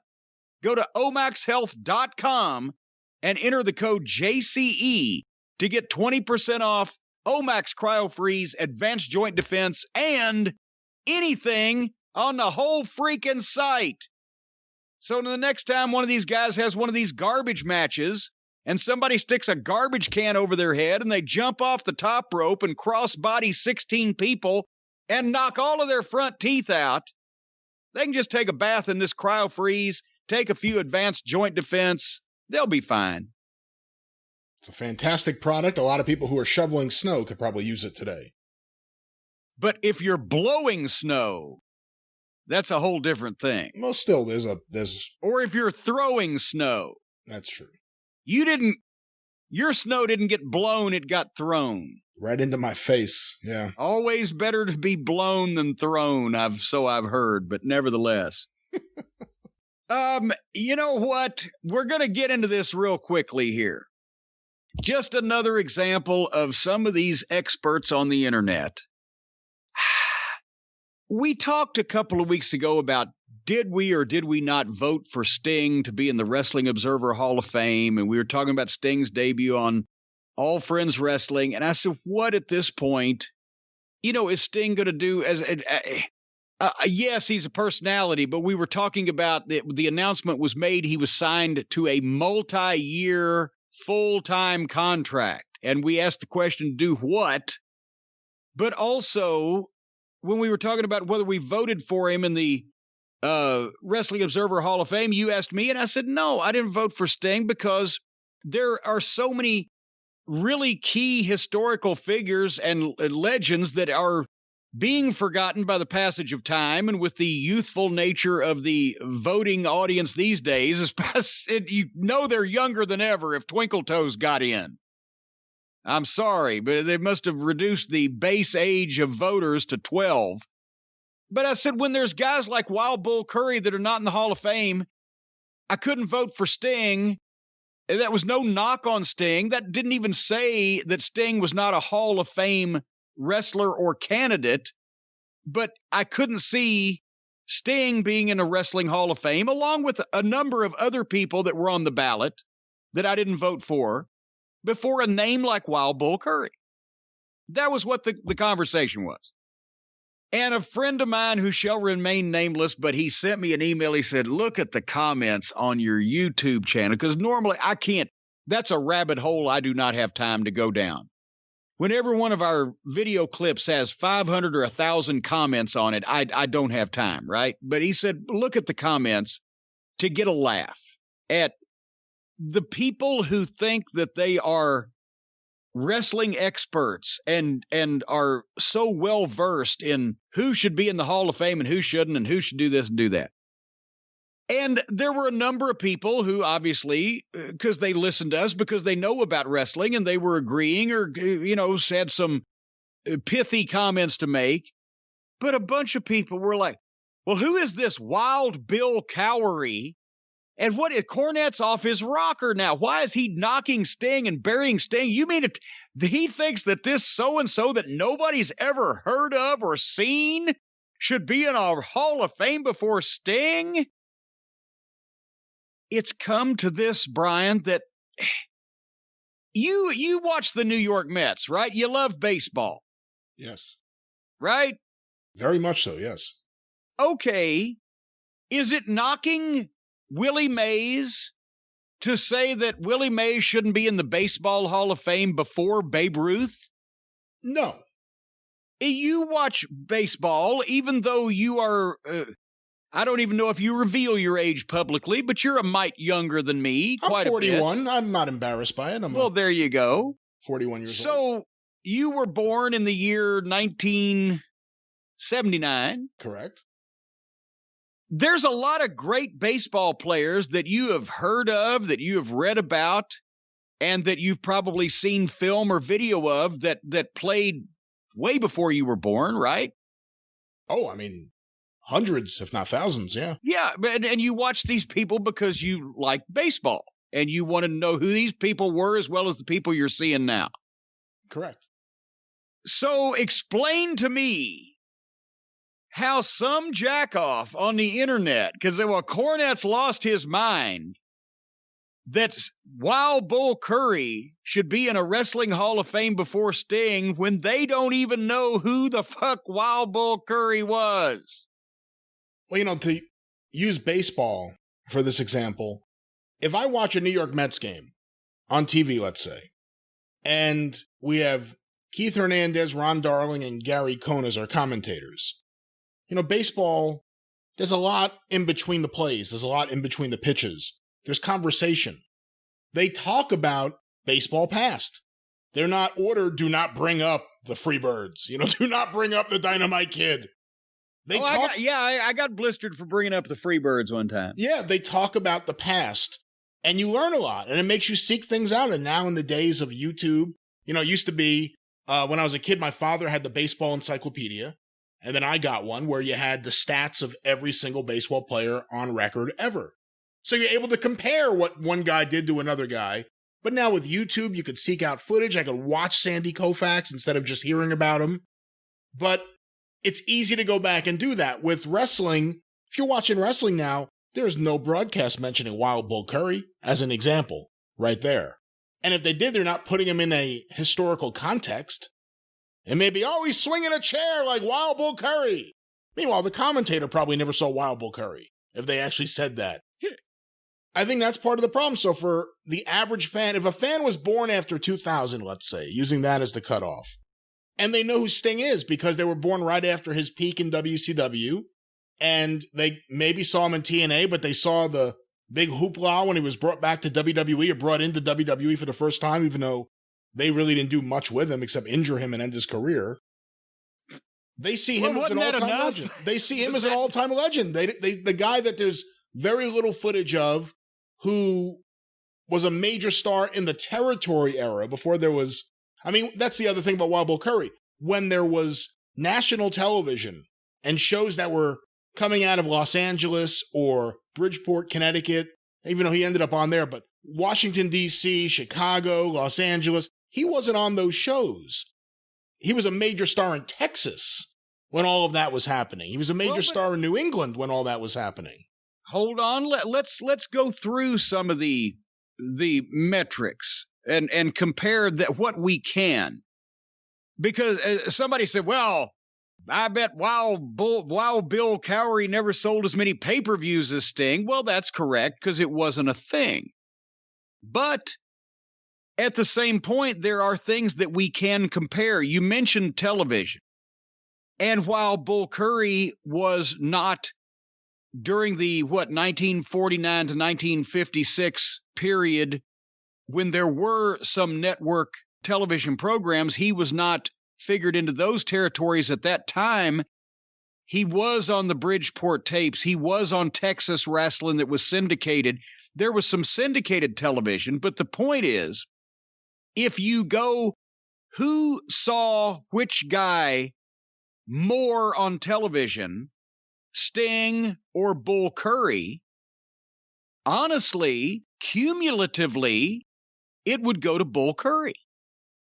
Because while Sting was on a national cable show, whether it be with TBS or, WCW, whatever, at the time, he was, and there was international television. Let's not even figure international in. Let's just figure in the United States of America. But at the time, Bull Curry was literally on territory television that was doing well for the entirety of the television era from the start until the mid-'70s somewhere, whether he was in Detroit or in Texas or in the Northeast or wherever the fuck he was, there was a television there. Sting was on television his entire career for 13 years, and not every week from national television from 1987 until 2000, right? Bull Curry was on some territories TV for 30 years. I say cumulatively, that may be an issue. I can guarantee you what is not an issue is live ticket sales. When you figure in Sting in main events versus Bull Curry in main events, Curry runs away with it. As far as number of tickets sold in your career, Bull Curry was a main event guy from the late 30s to the mid 70s. His actual full-time career lasted longer than Sting's has from 1985 till present. Right? Where he didn't take any appreciable time off, Bull Curry I'm talking about, from wrestling full-time anywhere.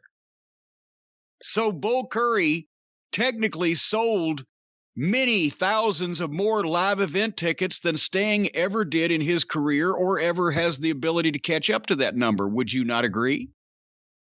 I think that's true. And of course, we got to remind everyone at Sting's peak, he wasn't even wrestling. He was a mute who hung out in the rafters and dropped in and then disappeared, attacking the NWO. And I'm not saying people See, I was trying not to knock Sting. I'm not knocking Sting, but that's true. He was his hottest when he wasn't wrestling. I'm not knocking him because the thing is, people expected that. So you can't say that, people didn't buy tickets to Nitro to see that, even though he wasn't wrestling. I think there were people that bought tickets just to see Sting make an appearance and beat up the NWO and leave. But again, you're talking about his peak being, a year and a half? A year? Bull Curry was a major drawing card for the state of Texas. Not just Houston, but the state of Texas. But you could look specific to Houston and see what he did there. And I actually think that's his biggest argument for being a Hall of Famer. Danny McShane's in. Bull Curry needs to be in. Well, but yes, especially if Danny McShane is in. And that was in the days when they ran Houston weekly on Friday nights. That was the days when Houston ran the state, other than West Texas. Yeah. We've talked about and we've mentioned some of the booking book figures for Houston in those days, but you would think that Curry on top, Houston was a town that was selling over 250,000 tickets a year with Bull Curry on top, just in one town. So anyway, I'm sorry to all the newer viewers out there, but if you're going to compare apples to apples, no, there was no pay-per-view, but in terms of TV viewers, more people cumulatively on television saw Bull Curry wrestle than have seen Sting wrestle. And for live event ticket sales, it's so far apart, it's not even close that Bull Curry would be ahead of Sting. And that's not to downgrade Sting. That's just to say that if this guy, who was an active wrestler from the 30s through the 70s, is not in the Hall of Fame, then why should Sting be, who was active from the 80s through mid-2000s and then a few comebacks here lately? Doesn't make no sense to me. That's one of the big things, though. It's hard to compare, as you said, apples to oranges, things from the past to things now. I remember when, I guess it was maybe All Out or All In. I guess All In was first. When it was All In.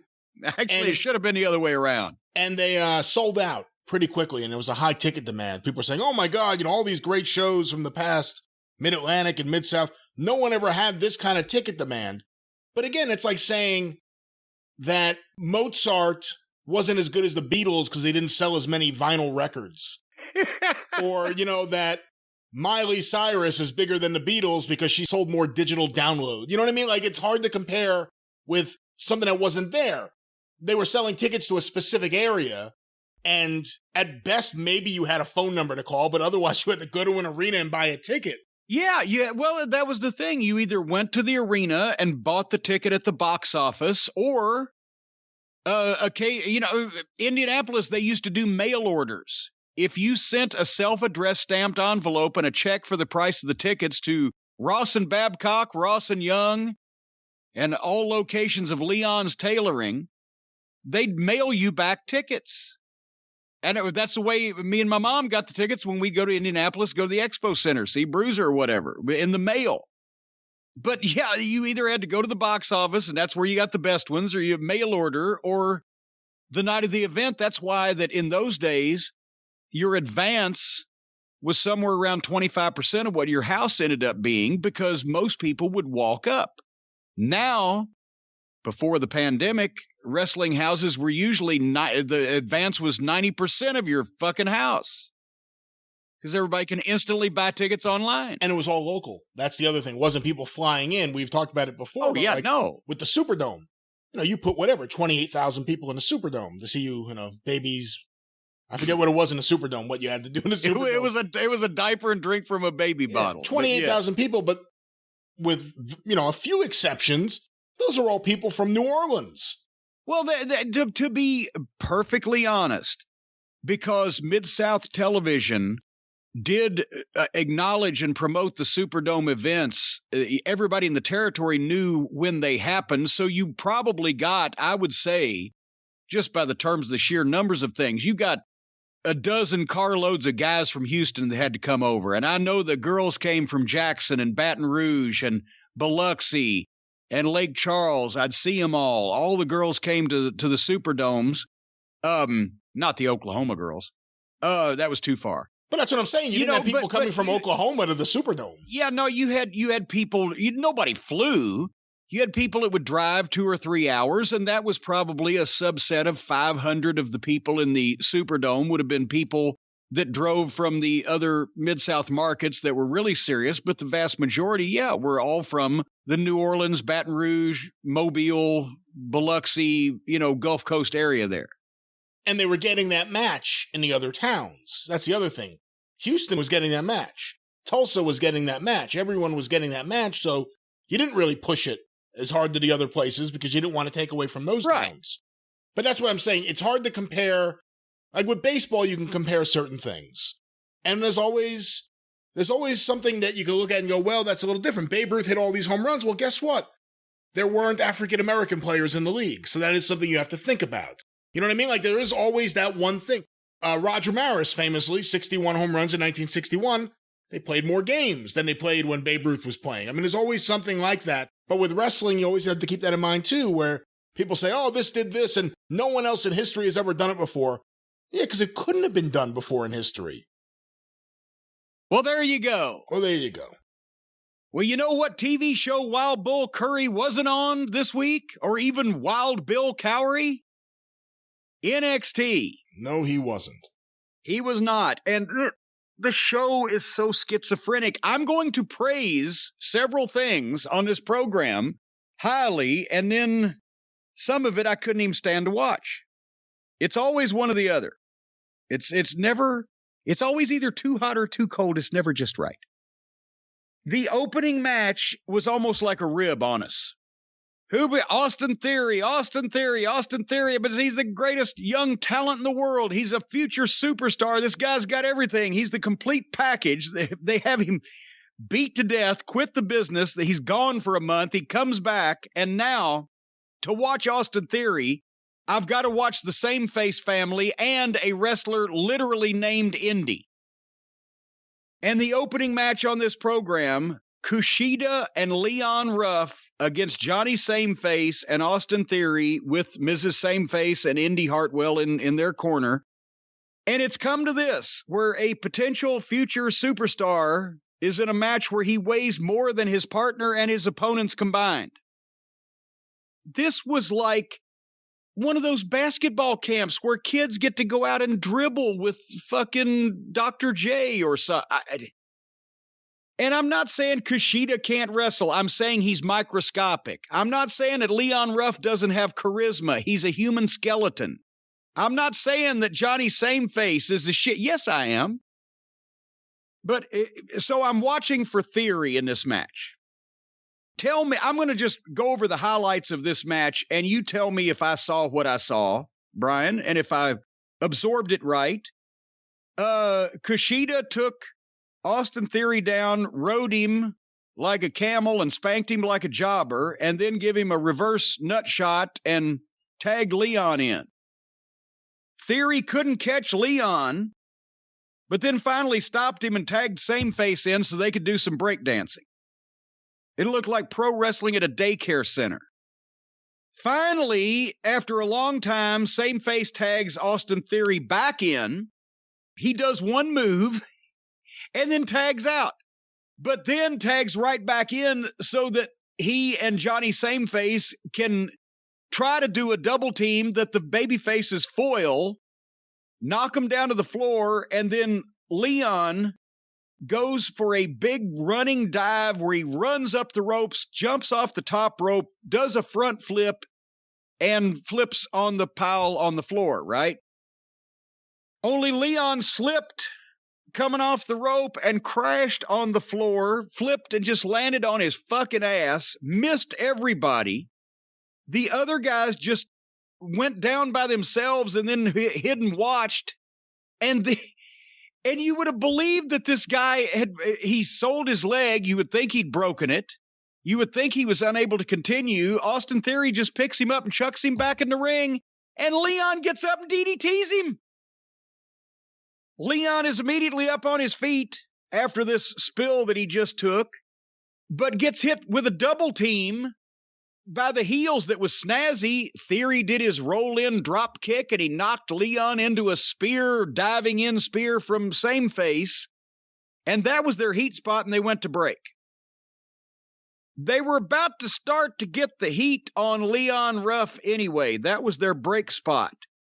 This fucking guy slips off the top rope and falls flat of his back on a concrete floor 10 feet below with a thud. That couldn't have been the heat spot. Since it was apparent he lived, that couldn't have been the heat spot, but instead they have to throw him back in, let him beat them up some more, and then stop him. So then they go to the heat, they go to the break. They've got the heat on Leon. And they come back from the break, and 15 seconds back from the break, Leon's fighting back already. And have you noticed every time there's a heat spot, they go to a break in all these matches, all the programs? So the heels get fucked because all the heat they get on the babyface gets cut out in the commercial break.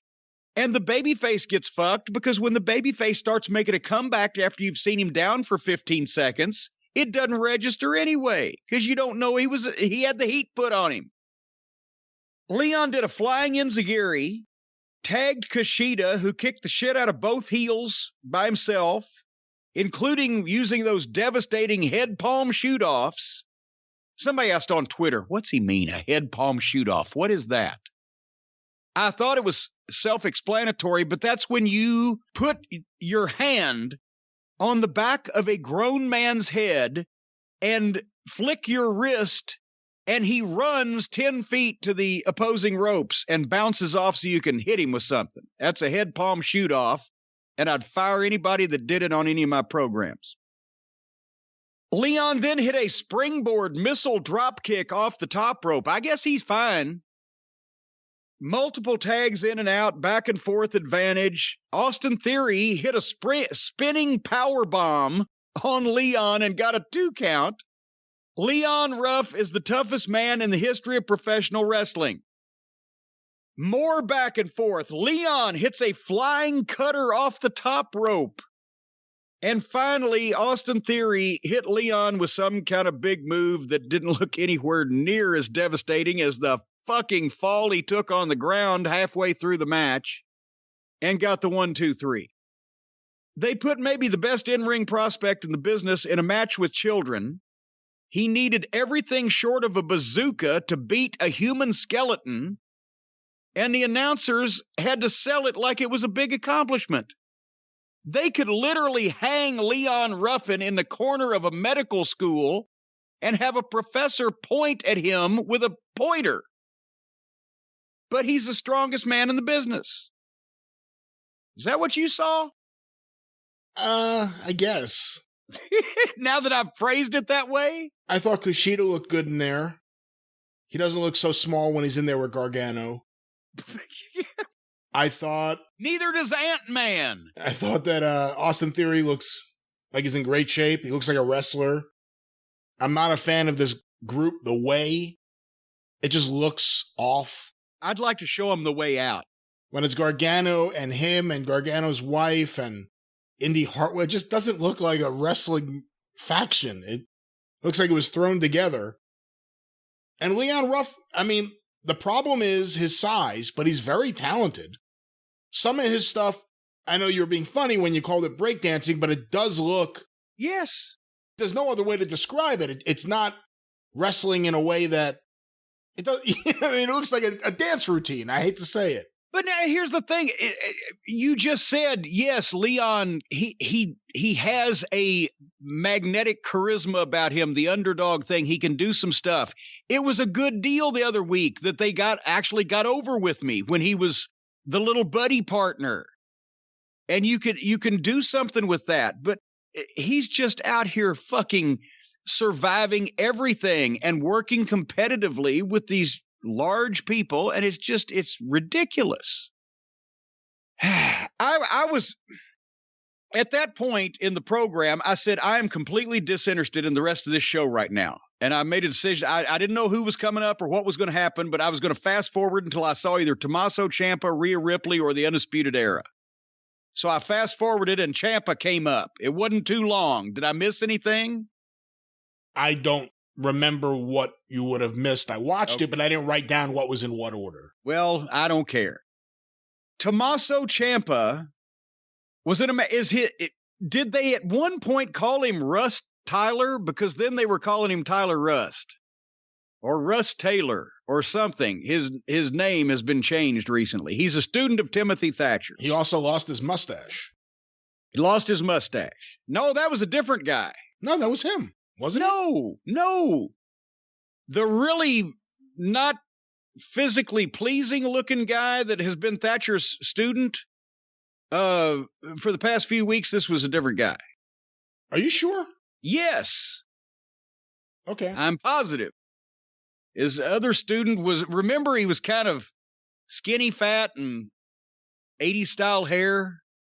See, there's the problem. Well, I thought it was this guy too. I thought it was this guy. I thought it was this guy without the mustache. I thought it was the same guy. No. This guy's got a better body. Come on. Old Rusty, he looks pretty good, and he seemed to know what he was doing, but this is a new talent here that's come in. You weren't paying attention to the announcers that you don't like. What was the name of the other guy? I can't fucking remember. I'm going to look Nobody else can either. All right. But no, this kid was good. He knows what he's doing. He's in shape. He needs maybe a new hairdo. It's just a little bland and stringy. But I like Ciampa's matches. And there was one spot before the break where they did the oops spot where Rusty accidentally kicked Thatcher because Ciampa moved, and that was a little setup looking. And Thatcher had come down to ringside. Of course, then the referees take him out after that, so he's made to look foolish. That was their heat spot for Russ to take over, but they make Thatcher look foolish first. They don't need to make him look foolish. Anyway, they go through the break. They come back within seconds. Once again, they've cut out all the heat. So within seconds, Ciampa's making a comeback. Boom, boom, boom. Rust went to some nice submissions. Did you see that front flip snap mare? He did an incredible arm tie-up where Ciampa had to get a rope break. That was good. Ciampa did a big fired-up comeback. Boom, boom, boom. He's got that intensity. He hit the Widow's Bell, the DDT, draping DDT, 1, 2, 3. They had a really good match. They've just put no heat on Thatcher and his group, Thatcher has his students bowing up on him and getting away with it. They lose, or they get run off, or they are made to look foolish. Thatcher's good. This kid Rust is good. Ciampa's great. They had a good match, but it could have so much more oomph behind it, don't you think? Yeah, I mean, I really didn't care that much, and it's not the wrestler's fault. It's NXT. It's the way things are presented. It's the feeling of it. It was just, it didn't connect with me. By the way, the other guy was August Gray. You were right. Two different There guys. you go. There you go. August. He was back in, August was in November. All these guys have such, like, just generic garbage names that it's easy to forget who is who and what is what. Well, yeah, it's like they name people by reading these Harlequin romance novels. You know, The Prince and the Princess of So-and-so by Marcel Barthel. Or what? Anyway, so that was that. And you're right, it's not the talent's fault, because they're not, unlike on the other program, they're not going out and making themselves look foolish on purpose. They're being told to do these things. The next match. Remember I said I was going to zip through, I only want to see Ripley, The Era, or Ciampa?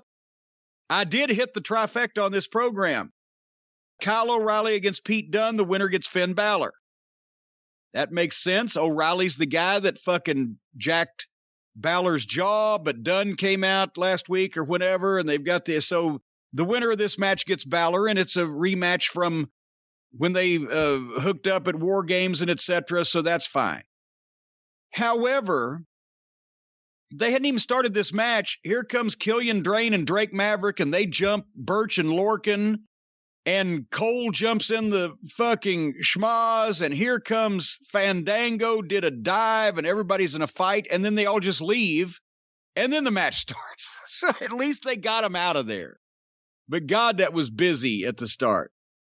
But O'Reilly and Dunn started hot and did their stuff. They were using the horrible fake crowd noise again, and that's really distracting in a match like this, where you really want to hear the smacks and the kicks and the... But they do some nice worked MMA stuff. They did a little more contrived flip and duck sequence on the apron and the floor than I was crazy about, but this was stiff and they worked hard. They went through a break, come back on the other side of fucking Dunn got his fucking lip busted open, smash mouth offense, as JR used to say. These guys take their shit seriously, and they make it look like an athletic contest. They did do the deal where they're both on the top rope forever and a day, but you know, they went through another break. I liked this match, but it was so broken up. Tell me we can't go to more breaks during the fucking children's matches? Anyway, I found that they did a really nuts suplex off the apron of the floor spot that actually looked halfway credible, like it just happened that way instead of being set up. And then O'Reilly hit his knee drop off the top to the back of Dunn's head. Boom, 1, 2, 3. And it'll be O'Reilly and Balor in a rematch of the Battle of the Broken Jaw. That made sense. These guys took it seriously. They hit hard. It's a different style. It was like watching actual athletes ply their craft. I couldn't find too much wrong with this compared to everything else on the program. It was really good. I didn't like the tag team fights at the beginning, especially the return of Breezango, which no one was asking for. But it was really good. I have to say, more and more in 2020, Kyle O'Reilly has really impressed me. Yeah. And you could tell they see something in him, and they're trying to, I mean, it appears they're trying to elevate him beyond just being a member of the Undisputed Era. But he's been fantastic. And he's different. And he seems legit. And I know he actually is. He's done some training and stuff. But when you watch him in the ring, it's not insulting in any way. He seems like a guy who's trying to win a match. And I think he's really come into his own. He's really, really good. And from that point, explain this to me. When they had crowds in the arena, could you hear them cheering when they went to the backstage interviews? I don't remember that, but now they go to a backstage interview with Rhea Ripley and the fake crowd is cheering the backstage pre-tape. Why? Can't get away from that noise. Well, you see, in WWE, they listen to the fans. It just so happens the fans are fake. Yeah. Well, Rhea Ripley did a good promo. She looks great. She sounds great. We're going to see her later on. But we go into part 67 of the Chinese snuff film. And now, poor Boa. Boa's the guy, right? She is the girl. She is now beating the shit out of Boa at the exhortation of the old master. It's so phony now. And I mean, besides the fact that poor Boa legitimately is getting the shit kicked out of him, all this slow-mo stuff they're doing where she has to kick him and they hit him with the cane and everything, they're never hitting the girl. They can't get away with that. So they can't decide, because in a movie you can hit a girl, but I guess on the wrestling program you can't, even though this is a movie in the wrestling program and it's all phony anyway. This is the most obviously not real thing I've ever seen, and it would look great if they were in some kind of Chinese martial arts movie, but this pertains in no way to anything that I want to see on a wrestling program. What are they doing here? I have no idea. And it was so dramatic. I mean, it was shot like, she's crying. Yes. And it's right in her face. I mean, it looked like a horror film. Yes. But I don't know if this is going to make anyone care. The poor Boa. Ribs on you, pal. Next up was Shotzi versus Indy. I exercised every rule I could think of. Next match was Karrion Kross's back with Scarlett against Desmond Troy. And Karrion Kross came to the ring, beat this guy up, and beat him quick. And that's exactly what they should have done. He's back, and he's mad. So that served that purpose.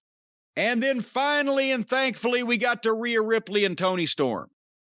I did not fast forward this because this is not a girls' match. This is a women's match. Both of them look great. They've got attitude. They've got facials. They actually make noise when they take a bump. Half the girls don't weigh enough. When they hit the ring, it goes, pff, sounds like a mouse pissing on cotton. Rhea Ripley to me is a better worker than Toni Storm, but Toni Storm has some of everything. The charisma, the promo, the work, the look, the whole nine yards. So they did different stuff. This wasn't the same old girls match bullshit. They didn't do 1,000 ridiculous big moves and get up from it, but it was a struggle and it made sense, and it wasn't girls fighting. They went through a break. I would have loved to have seen this full length, but Rhea Ripley has fire in her comeback. Did you see the great fucking double headbutt, double knockout spot they did? Yeah. And the body length, both of them sold it a different way. Toni Storm just drops right on her ass and straight back holding her head. Rhea Ripley did the turn dish rag bump. I love that shit. They sold it for a while. They didn't get right back up. Then they went back and forth. Rhea Ripley got her clover leaf, which I love that hold, and she just pulls the girl up off the mat with it. And Storm foiled it and fucking hit her with a German suplex. At this point, I wrote they're putting the men on both of the shows to shame. It says some nice wrestling moves for false finishes, and then finally here comes Raquel Gonzalez. There's the issue with between her and Rhea. So Gonzalez gets bumped at first because Rhea's looking good, but then as Rhea's going after Storm, the referees, they didn't have a good shot of this on camera, but when Ripley rolled Storm into the ring, Storm got up on her knees, started getting up and grabbed the referee like to keep from falling and turned him around, so that Gonzalez jerked Rhea off the apron and speared her like a lawn dart into the post, which looked good. And then Storm hit her finish, which I can't remember what they called it, but that looked good. 1, 2, 3. That was a great girls match, and the finish worked. I don't normally like to see Ripley do jobs since she should be the biggest star in wrestling. But for this girl's a good match for her. They did a good finish. It came off. Rhea Ripley had an out. Toni Storm gets some heat. Furthers the thing with Gonzalez. This was my favorite thing on the whole show. It's the best thing on the show. It was really good. I mean, I really liked the O'Reilly match. I thought that was really good too. Well, I hesitate. It's two different things. I've seen O'Reilly and Dunn before, and I've seen good men's matches before. It's so little we get a chance to see a good girls match.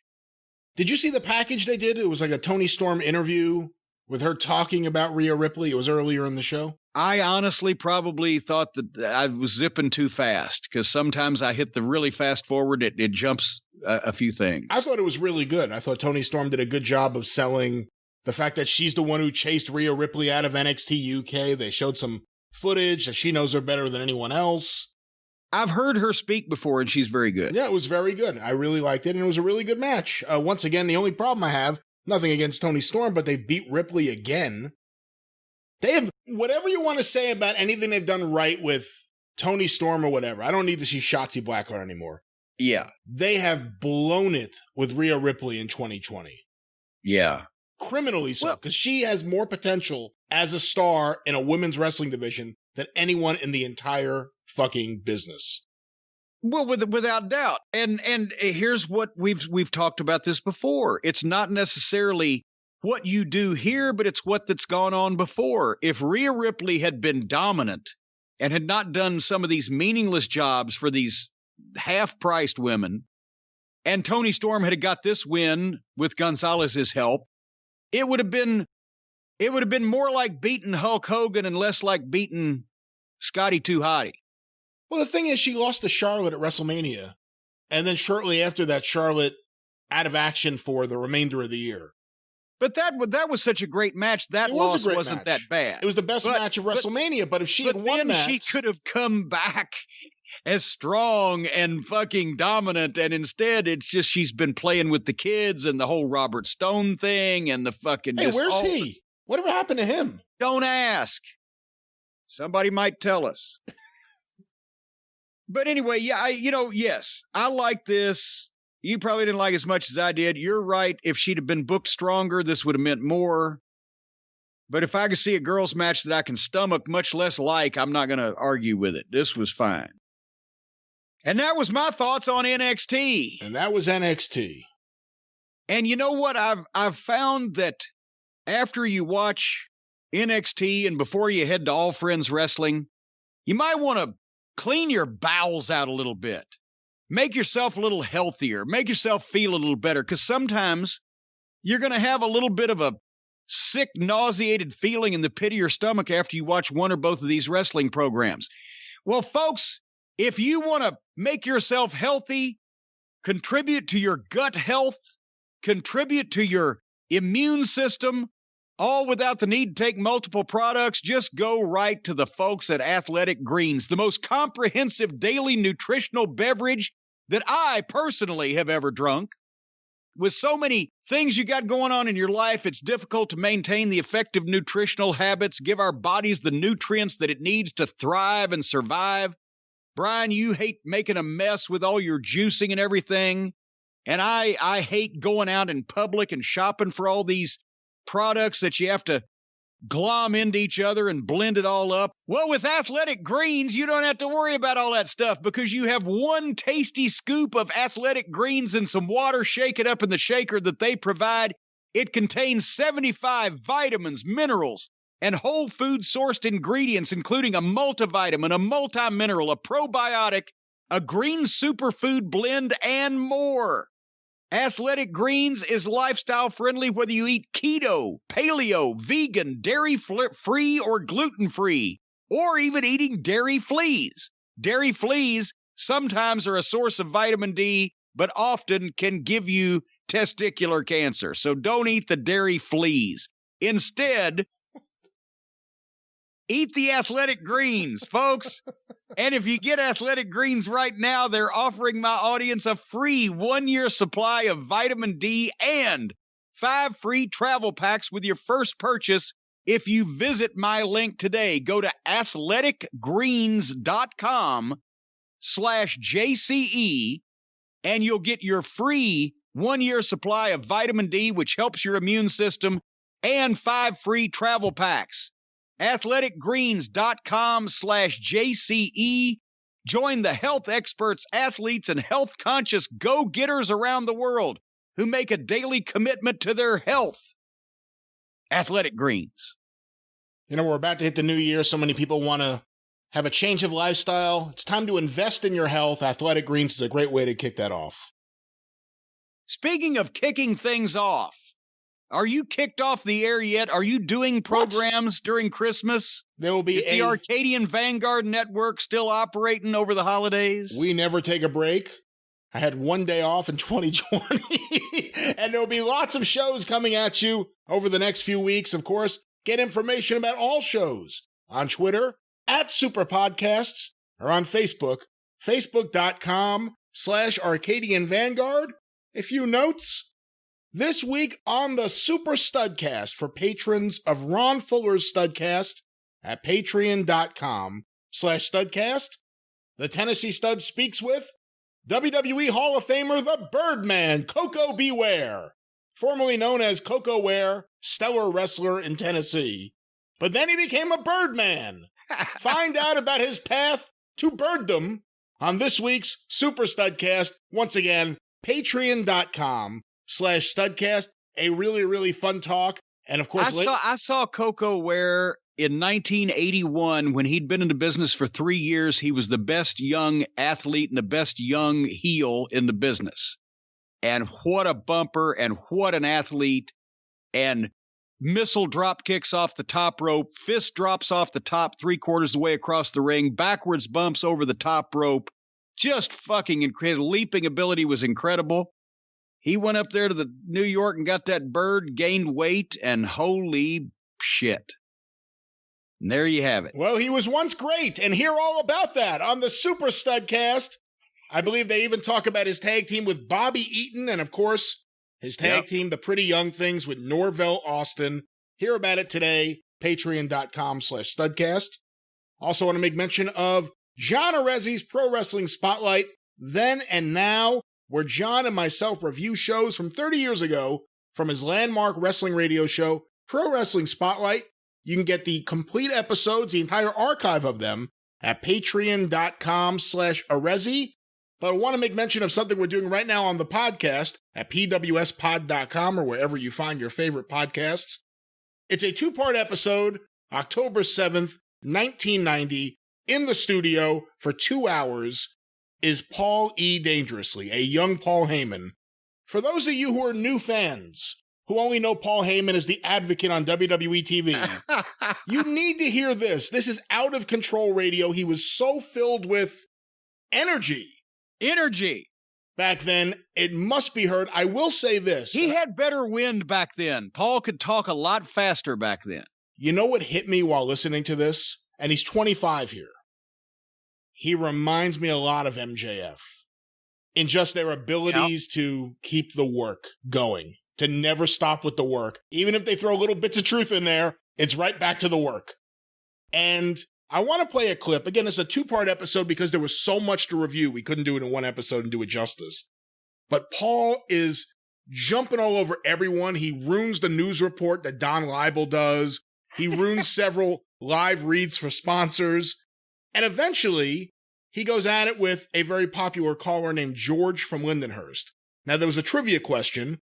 Who is the wrestling brother of Rock and Roll Express member Robert Gibson? And George from Lindenhurst calls in. George is a child who early on would annoy John Arezzi by calling in, but eventually John kind of took a liking to him. But he calls in rather briefly, wants to know about who's injured and matches coming up. And here he is, meeting Paul E. Dangerously. Okay, let's take another call. George from Lindenhurst. George, you're on the air. Hi, John. I would like to, know, do you know any of the, matches for Saturday night's main event? For Saturday night's main event? Yeah, this Saturday. Okay, I'd like to know if you're a boy or a girl, George. He's a little guy. Leave him alone. George, you still there? Yeah. Yeah, well, actually, I don't have the matches in front of me. I know Haku is going to be in action against Kerry Von Erich, I believe. Yeah, Kerry Von Erich. Hey, George, pick up a TV guide and find out, huh? Okay. Yes, that's Ultimate Warrior also in a tag team match with hold it, George. the Legion George, of Doom hold against it, Demolition. Will be another one of the George, matches. Who's that talking to you in the background? No one. No, I heard somebody talking to you. My mom. Put your mom on the phone. And Rhythm and Blues against Hulk Hogan and Tugboat. Put your mom on the phone. She's on. What do you want? Now, what do you want? Kirk is the answer to that other question. Kirk? Kirk Gibson? Kirk Gibson. Hey, lady. You're wrong. I'm sorry. Take care now. Bye. Bye-bye. Hope your broom doesn't crash. Holy smokes. Evan from Great Neck, you're next, right here at the Pro Wrestling Spotlight. We hear action like that and so much more. Wait a minute. I just want to say one thing. On this 30-year-old audio cassettes of John Arezzi's, it badly needs a pitch control. I don't want Paul Heyman to ever say that I sound like Mickey Mouse on amphetamines ever again. He says that on this episode. Well, 30 years later, he sounds more like Mickey Mouse on amphetamines than I ever did. Of course, Kirk Gibson was the 1988 National League MVP. Well, I didn't know that. Not the brother of Robert Gibson. I just thought that they thought that Ricky Gibson's name was Kirk. Well, you hear a lot more action like that, including Paul Heyman fighting with a telephone operator. PWSpod.com. Once again, hear the full episode before we review it. Patreon.com/Arezzi. And of course, the 605 Superpodcast, The Mothership. Yeah. All right. Go through the archive today at 605pod.com, available wherever you find your favorite podcast. Thank you to everyone who has listened to our Pat Patterson tribute episode and sent in comments. We really do appreciate it. And the next episode is in production right now. Should be out probably in the middle of the time where we're not recording the experience over the next couple of weeks. But once again, go through the archives at 605pod.com and stay tuned for more from the Super Podcast. All righty. Before we go this week, one more program to talk about. The folks over at All Petite Wrestling on the other channel. This program, this kind of laugh is what I needed to cheer me up for the holidays. Because at this point, I just have to throw up my hands. Apparently, they're doing this on purpose. I thought it was just accidental, but I don't honestly see how anybody could do this accidentally. You have to be trying to be this far off the mark, don't you? It's got to be a concerted effort. They're just ribbing us now. There was some good on this show. Well, let's see if we can go through and find it, shall we? The opening match was Adam Page and the two dork jobbers against Matt Hardy and Private Party. I can't even begin to make fun of the amateur hour booking that put Adam Page as partners with the dork jobbers. But the problem I have with the match is Matt Hardy is now a heel.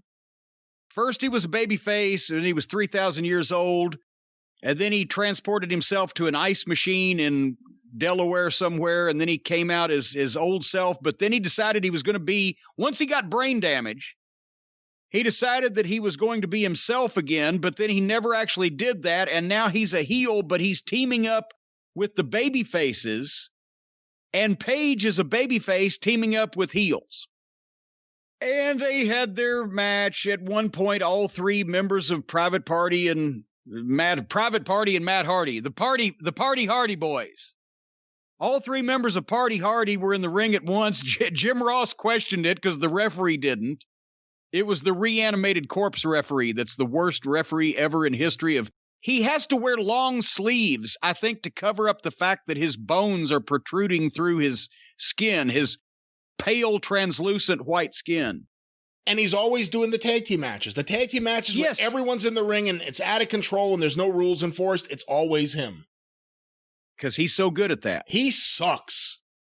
So I zoned out on this match because I was watching sloppy gymnastics and creative teamwork. We'll say Private Party's gear is less visually offensive than it normally is. At one point, the bald jobber, one Private Party member had the bald jobber on top of him, but the Private Party member was on his back and with his knees folded up, and the jobber was laying on his knees. Then the other Private Party member stood up on the jobber's back, jumped up and did a backflip and splashed the jobber's back So if it was real, he would have broken both of his partner's legs. But in case anybody's wondering over there at All Petite Wrestling, the Louisville Dipshit Times high school cheerleading critic gave that move an F and decided that it was not worth wasting any more time on this joke of a match. And I fast forwarded to the finish, which was 3 guys hitting 8 moves in a row without anybody ever going down from them. And if they did go down, the one other guy'd pull them right back up. Then a bunch of people went to the floor, Private Party hit their finish, and Matt Hardy tagged himself in after they'd done the damage to get the pin, and then got all their glory while they were the sidekicks. So now Matt is a heel that's sapping Private Party's glory, and he's a heel, but they're baby faces. But meanwhile, poor Paige is a drunk baby face who's not apparently depressed anymore, but is teaming up with dork jobbers because Brody Lee is still somewhere, has been committed, is being evaluated in the Federal Witness Protection Program, took a 3-hour tour, got stuck on Gilligan's Island. Everybody on this roster should be treated for multiple personality disorder. Your thoughts on this match? I think it's a waste of Adam Page. There's a reason why Steve Austin never tagged with the Oddities during the Attitude Era. I wouldn't put Adam Page in there with these guys. If you want to say the Dark Order has any positives to it, if anything, you could say, well, Brody Lee was a TNT champion. He's at least acted somewhat serious in this silly gimmick. These guys are just complete comedy. So, of course, they team him up with Adam Page. Matt Hardy, at this point, I think AEW is just trying to get any value out of him they can. He's bringing nothing to the table anymore. I don't like watching him.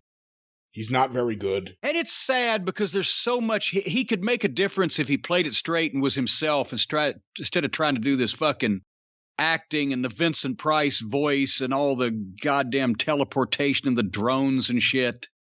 It's sad. It's sad. But that's what wanting to keep up with the stupid kids will do for you. Yeah, he's not very good. The positive I'll give her the Private Party at the end, after Matt Hardy was in the middle with his hands raised, the facial expressions that Mark Quinn was giving the other guy, like, what the hell's going on here? That was good.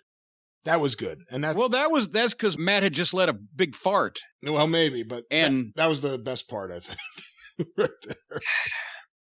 Did you see we got a bit of film footage of the Rhodes family, the Rhodes couple, Cody and Brandy at home? They get a Christmas gift dropped off on their doorstep. They open it up. It wasn't a box of dog shit, flaming box of dog shit. Instead, it was a notice that they're having a baby. This is real and legitimate. Apparently, Brandy Rhodes and Cody Rhodes are having a baby. And I know the last time that there was a wrestling baby, it was Seth Rollins and Becky Lynch, and I enraged the world. I said, this is horrible timing. Becky Lynch is one of the biggest female box office attractions in the business. It's taken her out of high-profile matches. It's taken her out of making a fortune. It's taken her out of appearing on television. This is horrible timing. I couldn't get over it. And now that Brandy is in the same position, I just want to be the first one to say congratulations, Cody. You've done a great job for yourself and for all mankind. Brandy off television, out of angles. Oh, God. Do you think she's going to have a fucking match with Jade Cargill when she's fucking 12 months pregnant or whatever? No, I think all that's out the window, which now makes the whole thing even more puzzling. Because last week, again, was her confronting Shaquille O'Neal on there. Let me also say congratulations. I think it's a wonderful thing. I'm very happy for them. Anything that takes Brandy off television, I'm happy for them beyond that. I'm happy for them. I will say, though, filming this little skit with their announcement, it's like right out of the Dallas Page playbook. You know, like, hey, I got something to say. Let's get a camera crew over here. But beyond that, I'm happy for them. I think it's a wonderful thing. Whenever you can I'm happy for everybody that Brandy won't be on TV either. I'm happy for them as human beings and as future parents. Well, some people like children. And by the way, she was on TV anyway. She was on TV announcing that she was out there later on with her baby bump. She doesn't have a baby bump yet, does she? She was rubbing her. I mean, maybe it's a slight bump. It's not big yet. Oh, well, okay. But I forgot. She was out late because the next match was Cody against Angelico. But Angelico did the fucking spastic dance thing that he does to the ring that makes him look like he's fucking having a goddamn epileptic thing. And I decided that Christmas is too special to waste any of the time of the season. And I fast forwarded this whole goddamn match. Oh, it was good. It was good. I'm sure it was with Cody in it. He won with a cutter off the ropes, but surprise, Angelico took a horrible bump for the cutter. Cody beat him, which is not a surprise. And I can't watch that fucking gyration stuff that he does. And I find it funnier each time I see it. Every time I see it, it gets funnier and funnier. And plus, he's another guy that he needs to run around in the fucking shower to get wet. He can tread water in a garden hose. He's a Cheerio for a hula hoop. When he gets sunburned, he looks like a thermometer. He turns sideways, sticks his tongue out. He looks like a zipper. I could go on. Then Team Taz came out to berate Cody in the afterbirth of this thing, because there always has to be an afterbirth to every match. Darby's sitting in the bleachers. Have you noticed a lot of these guys just sit in the bleachers, hang out, carrying their belt? But Darby's all alone. He ain't got a lot of friends. Taz and the heels are going to come to the ring and beat the shit out of Cody. Blackout, Snow, Video, Sting. Sting comes out on the stage with his black baseball bat. And guess what he does? He stands there and looks at the heels and all 5 heels. At the sight of a 61-year-old man standing stationary looking at them, take off and leave. And Sting then looked at everyone that was still there and then left. They've run out of ideas in the second week. Was this? They have to somehow prolong this for multiple years. So, I mean, that's going back to our original topic of what the fuck's Sting going to do full-time, multi-year. He could have at least run at them or swung the bat or all 5 heels. Brian Cage, jacked up Brian Cage, Starks, Powerhouse Hobbs, 35 years younger and 100 pounds bigger than Sting. Taz, the human suplex machine, everybody, oh, fuck, we got to get out of here. He's standing there looking at us. We found out that Miro was fined $75,000 for hurting 3 staff members, hospitalizing 3 staff members. $25,000 per person, according to Officer Barb Brady, who was interviewing him. Let me stop you right now. They had Dasha on this show doing interviews too. Have her do all the interviews. Of course. Alex Marvez cannot say anything and have it sound genuine. It's impossible. I'm convinced now it's completely impossible. There's genetically. Every time he talks, it sounds like I'm reciting what I was told to recite. Dasha makes it seem natural. She's really good. Well, Miro's hair is black now, and we're still going to have a wedding. I'd forgotten about that. They hadn't actually had the wedding yet that he came in to be the best man for. But they're going to have one. They're going to have news on that soon. And he said, bah humbug about Christmas. Eddie Kingston came out and was addressing his enemies. The first one was God. It's good to be on an adversarial relationship with him. He said, we've put Pac out forever. He'll never come back. And then as soon as he mentioned Lance Archer's name, within 1.7 seconds, Lance Archer's music hit. He ran to the ring and started a brawl. And here comes the Butcher, the Baker, and the Bunny Maker. Brian, go back and watch this fucking klutz fest, because I don't know if you caught this. I'm going to do the best I can to describe it for the fans, but I implore everybody to go back and watch this video of this attack. Here comes the Butcher and the Baker.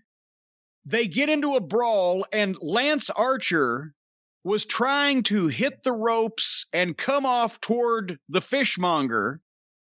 He's not the meat gentleman. He's the fishmonger. The meat gentleman is the big stocky one. The fishmonger is the one that's in pretty good shape.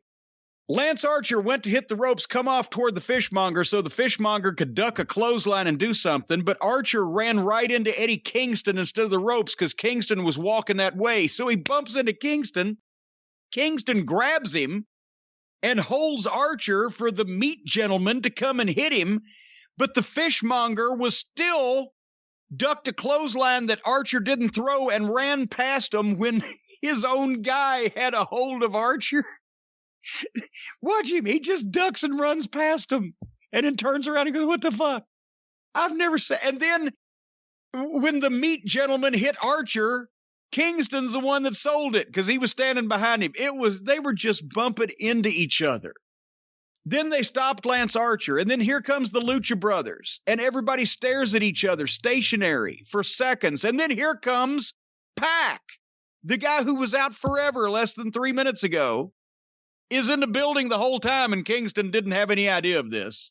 And they have big sloppy fight number 2 now with Dive.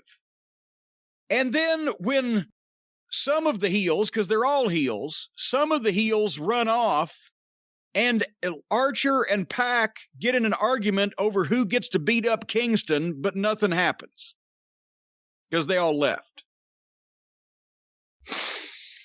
Did you see that little spot they did or tried to do? I saw that. I don't know what the point of all this is. I like Pac. I like Kingston's promos. You know, Lance Archer, when they first brought him in, I was like, all right, they're making this guy a monster. He hasn't done anything since. The Butcher and the Baker, I don't care. They've been established as a job team. This, you know, I just didn't care about this segment, to be honest. I think Kingston's great. Anytime you put him on the mic, he's fantastic, and he seems real. But everything else, I didn't care about. Well, the big 14... And as soon as he said, I put Pac out and then we're back, I said, oh, he's definitely going to be here in like 2 minutes. You know, I think it took about 2.5. Yeah. Sad to say, the big 14-man clusterfuck match got cut down.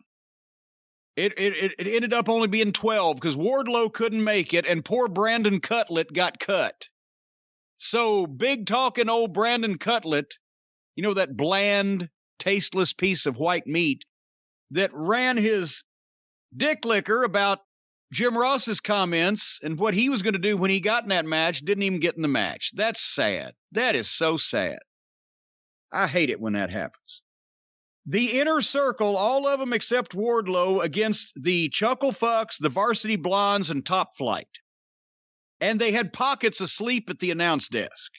And just that's what I'm talking about. Just true professionalism on this show from top to bottom. Just put this goof out there and let him sleep at the announce desk. You wouldn't see that in the WWE because they do care about the professionalism of the appearance of professionalism of their program. But this is like, who knows whether he might have really gone to sleep out there because it was not really exciting to fucking watch and keep awake for. Jericho and Pillman started out and did some nice spots early. You could tell that Jericho was trying to make sure to do something for Pillman and make him competitive. And that was good and what should have been done. Sammy Guevara looked good in the ring. We don't see him wrestling real matches anymore. Remember, we said, we'd like to watch Sammy. And then he got into the masturbatory home movies from Cameron, North Carolina, and the fucking science fiction business. And we never see him wrestle anymore. Top Flight are great prospects, but they're green. They go too fast. The younger brother needs some size and some seasoning. And they're never going to learn anything in these clusterfuck matches. And with the amateur booking that permeates this whole promotion like a beef stroganoff fart at a senior center, it's just everywhere. Nothing makes any sense. And if green guys come into this environment and learn this, they're fucked. If they think this is the way this shit's really supposed to be, it will ruin their careers. Suddenly they just broke into a giant 12-way and the heels bumped to the floor and all of the 6 of the faces hugged each other. And they did their little Zoom thing because the Chuckle Fucks have the hug and it killed any semblance of a match they had going. And then they stopped Trent to get some heat. And they go to the break because you can't show the heels actually in control of anything. And then they come back, and after all the heat on Trent, Guevara took about 20 seconds to come off the top rope, and Trent moved, but instead of crashing, Sammy rolled to his feet, and Trent started his own comeback. He hit Sammy with a kick, boom, and they both went down.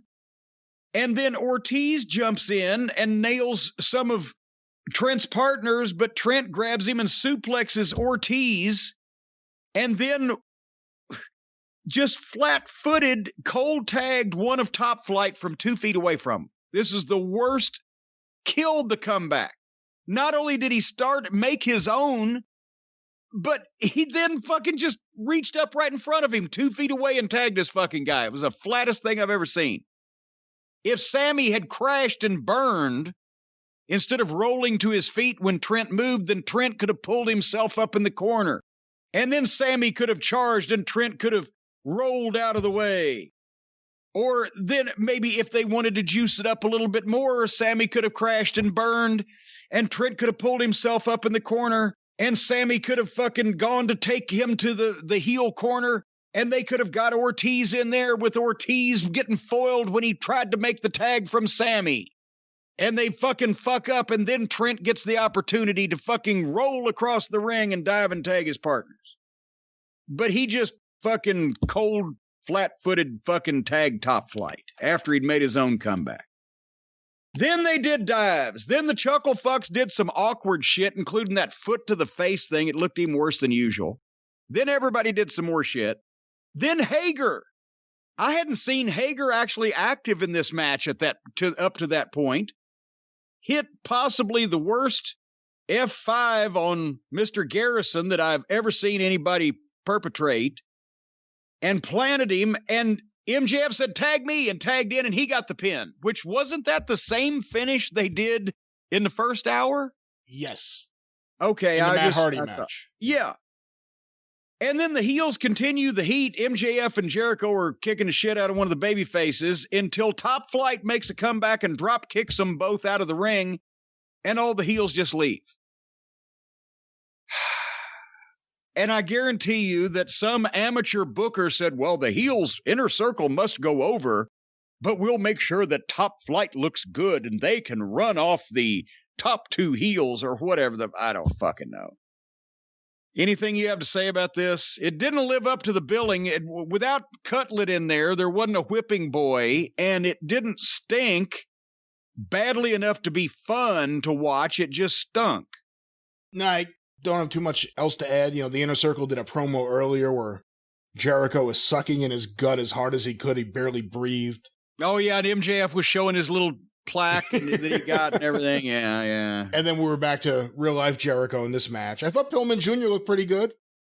It hit me that, you know, there are similarities between him and his dad body-wise. You know, Pillman was pretty cut for a long time, but the shape of him and the way he does some of the crossbodies and things and moves, yeah, and that's really all I have to say about this. Didn't really care too much for this, and I will say here it was an interesting episode. Coming off those 2 episodes they hot-shotted, they still had plenty of segments where they had to have something happen afterwards, but this really was kind of a down show from what the last 2 have been. Well, now, wait a minute. You tell Thunder Rosa that, because she got the shit kicked out of her in the back by Britt Baker. I didn't even have time to invoke the tooth and nail rule. But we couldn't go. Remember last week, there were, between the 2 programs, there were about 6 attacks in the locker room area or in the backstage of the parking lot. We couldn't go an entire Wednesday night without somebody getting attacked and beat up in the back on camera. This looked as phony as a football bat, and less said the better. SCU versus the Acclaimed. One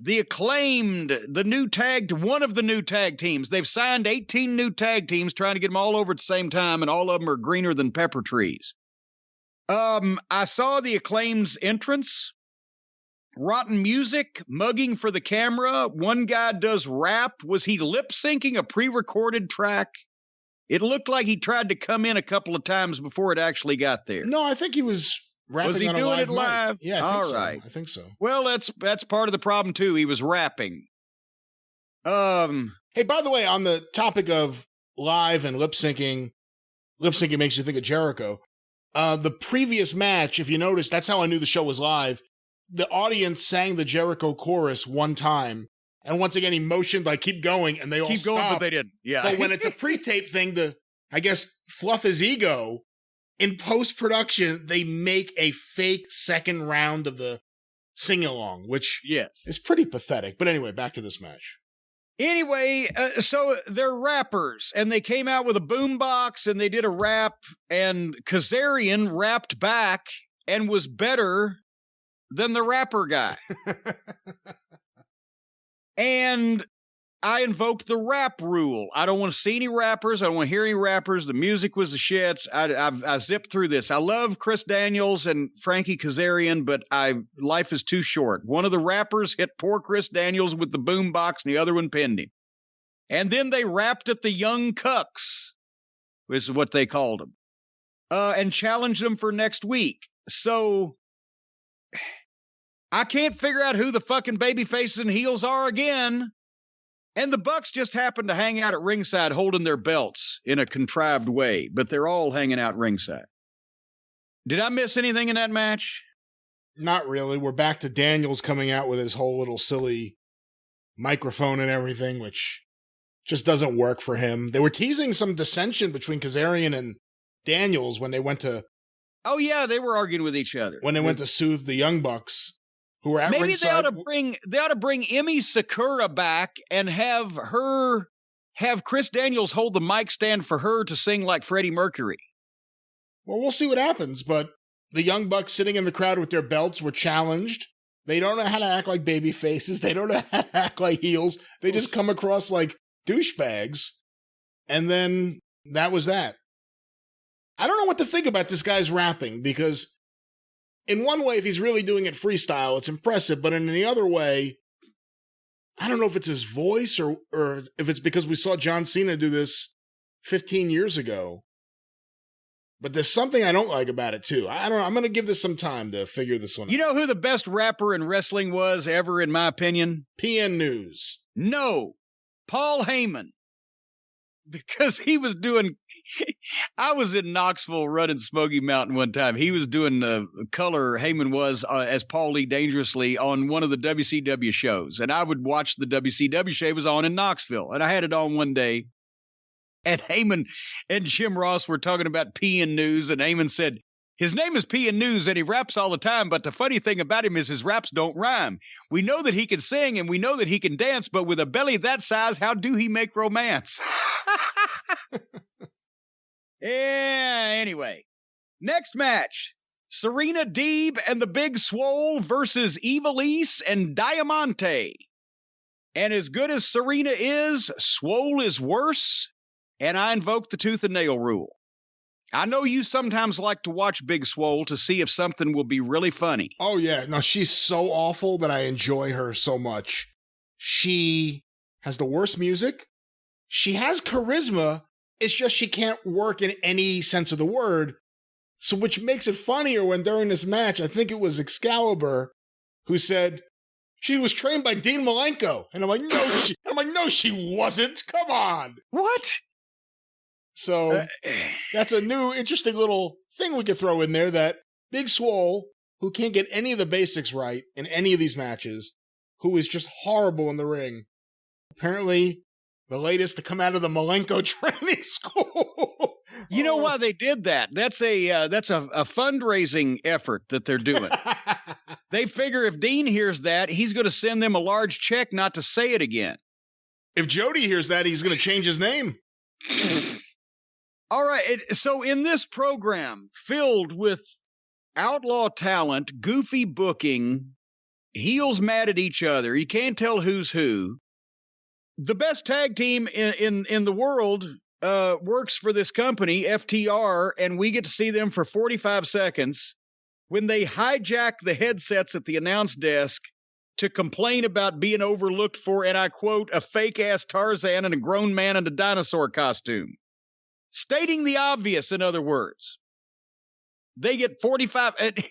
And because they're trying to do a promo into the headset microphone, their audio was fucking distorted, so it sounded like a goddamn CB radio call on this fucking outlaw cable access level program that That's what we get of the best tag team in the world, but we're about to see Pippi Longstocking in action. They can't get out of their own way. So let's talk about this main event.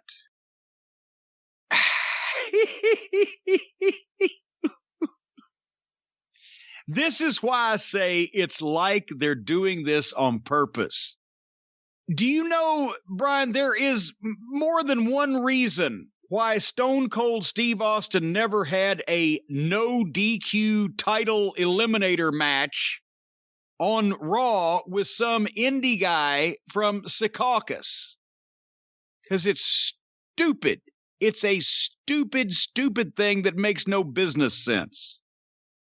They have their supposed world champion, the world's greatest wrestling artist, Twinkle Toes McFingerbang himself, with his new manager, Don Callis, come out and have a no disqualification garbage indie match with a guy who's literally months removed and soon will be back again from sleeping in his car. A no-talent goof, self-trained, with no respect for anybody, that looks like, as we've mentioned so many times, a blob of jelly that falls on the floor off of a piece of toast and splats into a cosmetically unpleasing shape. Jelly Nutella, who looked in this case more like Greta Thunberg than a wrestler. That is funny. Go look it up, folks. You remember the climate girl, from Denmark or Norway or wherever, the Pippi Longstocking hairdo, the fucking nondescript face, looks like a parking attendant in Cleveland.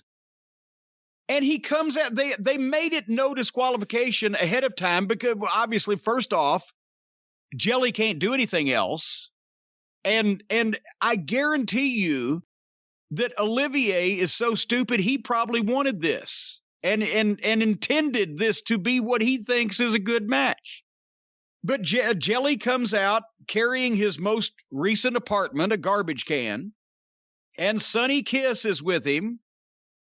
We won't even go through the list of team names again, but he can't figure out whether he wants to be involved in this or continue to stick his own ass out in a contrived and stupid, foolish way every time he's on camera. So before Twinkle Toes even got to the ring from his big entrance, Jelly hits him with a garbage can and does a dive, because why not? It's this point, and they immediately go to the floor. Why wouldn't they? They take garbage match bumps on a chair. At one point, Twinkle Toes drop kicks Jelly, the baseball slide drop kick, and Jelly staggers over next to and sits on a chair, obviously. So gingerly and contrived, he just accidentally sat in that chair so that Twinkle Toes can make his faces and do his happy feet and gesticulate and then dive onto Jelly sitting in the chair at ringside. But the slow-mo replay that they did right afterwards shows that, again, I think he did this before. No, it was another one of these knuckleheads. Twinkle Toes goes way to the side of Jelly. Jelly reaches out to try to catch him, and you see it in slow motion. Oh, I'm trying to catch this guy that's supposedly trying to hurt me, but he can't. He misses him. So the effect is that Twinkle Toes took a giant backdrop over the top rope, flat to the floor on his ass on his own, and then jumped right back up and continued on. You can't make this shit up. And I can see Tony Khan sitting back there thinking, oh, my dad's money has bought me the greatest wrestler in the world, and he's my champion now. And he'll be all fucking thrilled about that until Twinkle Toes does this one too many times with one of these job guys that ain't big enough to fucking catch a full-grown man, even if he did aim himself in the right place. And his goddamn champion's going to be paralyzed on television. And he's going to have nobody defend his belt. He's going to have nobody to be on his TV show and stink the place up. Finger Bang actually started hitting Jelly over the back with an aluminum cookie sheet. Not even a metal one, but an aluminum one like you get takeout shit in. And Jelly was selling it. And probably not even on purpose. That probably did hurt him. Yeah, meth will do fucking horrible things for your goddamn physical well-being. Then Twinkle Toes and Callus start doing commentary on the PA mic. It was so good and so funny and so entertaining when Jerry Lawler did this in the WWF in the 90s because he actually has talent and something to talk about. Twinkle Toes got a garbage can, held onto it on the top rope, and moonsaulted onto Jelly with it, right on Jelly's face. And then he was talking on a microphone with one hand, beating Jelly up with the other hand. They did more horse shit with the garbage can. And then Twinkle Toes went for his finish, but Jelly reversed it into a reverse Hurricane Rana, but it looked so bad you couldn't tell who got hurt and who was giving the move to who. They just fell over in a heap. Sonny Kiss brings a table out from under the ring while still sticking his fucking bulbous ass out toward the camera in an awkward and fake way. And can we just get him off our television? Because it's way past fucking old now. It was insulting to begin with, and now it's just ridiculous. Jelly looked for something under the ring that he couldn't find and never did go back to find it. I don't know what that was. Jelly hit a couple of bad fake-looking punches on Twinkle Toes. Hey, Jelly, if you want to learn how to throw a punch like a man sometime, watch my videos, because everybody says mine look better than most modern wrestlers, and yours look worse than most all modern wrestlers, because you apparently have never hit anybody for real, because apparently you know your place in real life. However, goddamn. Then Jelly puts Twinkle Toes on the table, sitting ringside, goes to the top rope and jumps off and drops his ass on Olivier and puts him through the table. Remember why I explained why it's so ignorant to have your champion in positions to injure himself against a curtain jerker? This was even worse than that. Why the Do you remember when Dwayne Gill put The Rock through a table, Brian, on Raw that night? But it didn't matter. It didn't matter because as soon as he put Olivier through the table, Olivier jumped right back up. They went right back in the ring. Twinkle Toes hit a few of his Canterbury knees and then hit the one-wing fairy, 1, 2, 3. They had a garbage wrestling match when having a garbage wrestling match wasn't even necessary. And just did it because one guy in the match can't do anything else. And they don't care about keeping their garbage wrestling to a minimum on this program. That's what they did. If they couldn't keep a 1 million viewer average with Sting's debut and Shaquille O'Neal, what's this fucking four-finger stinker going to do for them? Do we have any ratings yet? We do. Well, let's hear them. AEW 806. NXT 766. So they closed it back down to 40,000 from about 200,000. You know what that's a response to? As we've always said, the rating you get is not the rating you deserve for that show. The rating you get is the rating you deserve for the previous week's show. And last week, they promised people a bunch of shit, and that's exactly what they gave them, was shit. And they've lost 150,000 people in a week already, and NXT gained 100 of those back. Well, there you go. And it's still a small amount, and cumulatively, altogether, barely gets what the worst rating in the history of Raw gets. So we're fighting for table scraps here in the wrestling business that's hotter than ever and more popular than ever before, and everybody can be in wrestling now because it's so inclusive. There's more people in the wrestling business than there is watching the wrestling business these days. Merry Christmas, Brian. Happy Hanukkah, Jim. Closing thoughts on AEW, or did we give them already? I liked the last segment, I got to be honest. You did? What about that did you like? Let me first say what I didn't like. Justin Roberts needs to go. He needs to go, and then he needs to go so bad, he needs to go and come back just so he can go again. Whatever it is that the shtick is that he's saying about Omega, he says it so you could barely even hear what he's saying, except for North Carolina, whatever that inside joke is that I don't need to know. He sucks as a ring announcer. He needs to go. I like Omega and Callis here. I know you dismissed it and said it wasn't as good as Lawler. I like the stuff with them on the mic. I thought that was great. I thought when he went over to the table and Tony Schiavone said, "Kiss my ass," that was hysterical. I really liked that because Schiavone seemed legitimately pissed off at the guy. Like, I'm not giving you my microphone. Get out of here. I thought that was good. Look, I was able to... Was it not okay that I will admit Callis is good? I've always said Don's good on the mic. I even thought I don't know why he doesn't have better taste picking his friends. And Olivier may have been acceptable here also. Why did we have to have a garbage match with the worst looking, pathetic talent on the roster instead of having a regular match with anybody else that you would put in the ring with a world champion and let them do their shit? I agree with you. Now, again, even if you want to say Omega never got the match with Jelly during the tournament because of COVID, so he had to wrestle Sonny Kiss, so we're going to have the match. Who gives a shit? But even if, my point is, even if you're going to say that. What? God damn it, I almost caught that case of crotch rot, but I put the cream on and caught it in the nick of time. Boy, I missed that crotch rot. But the point is, even if you're going to say that, making it no DQ for no real reason was silly. And then it was just silly. I actually, at one point during this match, started feeling bad for Jelly. Because I'm like, man, this is this guy's whole life. These garbage wrestling matches, these independent shows. That's where you're wrong. He doesn't have a life. Well, no, this is his life. And meanwhile, everyone he knows from the independent scene, for the most part, I mean, there are people he knows that didn't, got signed up by AEW. And whether we like him or not, they're being used a certain way, except him. He's the one guy that they've treated like a job guy. And, you know, a lot of people like you and me will say, whether you like him or not, that's really the only role this guy has on national television, is to be a job guy.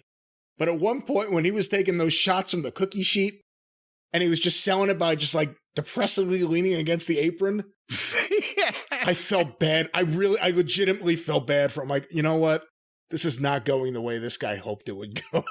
I genuinely felt bad. And then even when Twinkle Toes gave him the pity offense, the reverse Hurricane Rana thing just is such a stupid move anyway. Nobody could tell what was going on. And then he throws 3 fake punches and leg drops the champion of the world through a fucking table, all to no avail. See, that's the thing. It's just garbage wrestling with inexperienced people and no restraint from the top to direct them what they should or shouldn't be doing. I liked Omega here with Callis. The big mistake, I think, for the match, beyond making it no DQ or anything else, was Jelly's comeback, where he got out of the finisher, and then, again, his ass just hit him right in the face as he went through the table. Now, you brought up the chair spot, where he dove over the rope and he basically just did a sunset flip to the floor.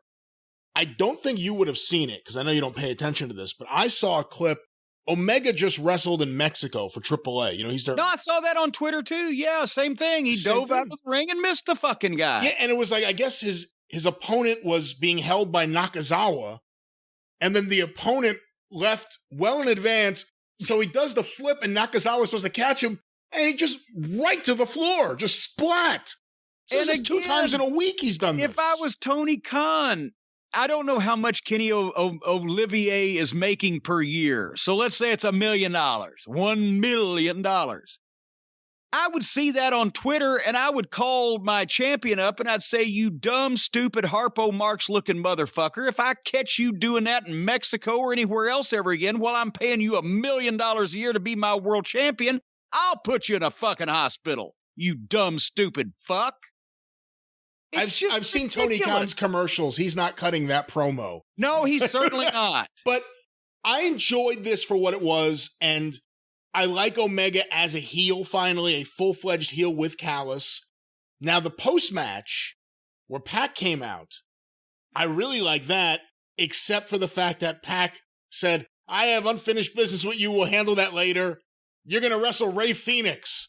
I'm thinking, man, I want to see Pac against Omega. Why Rey Fenix? I told you, they had an Iron Man match like at the beginning of this year that I thought was really good.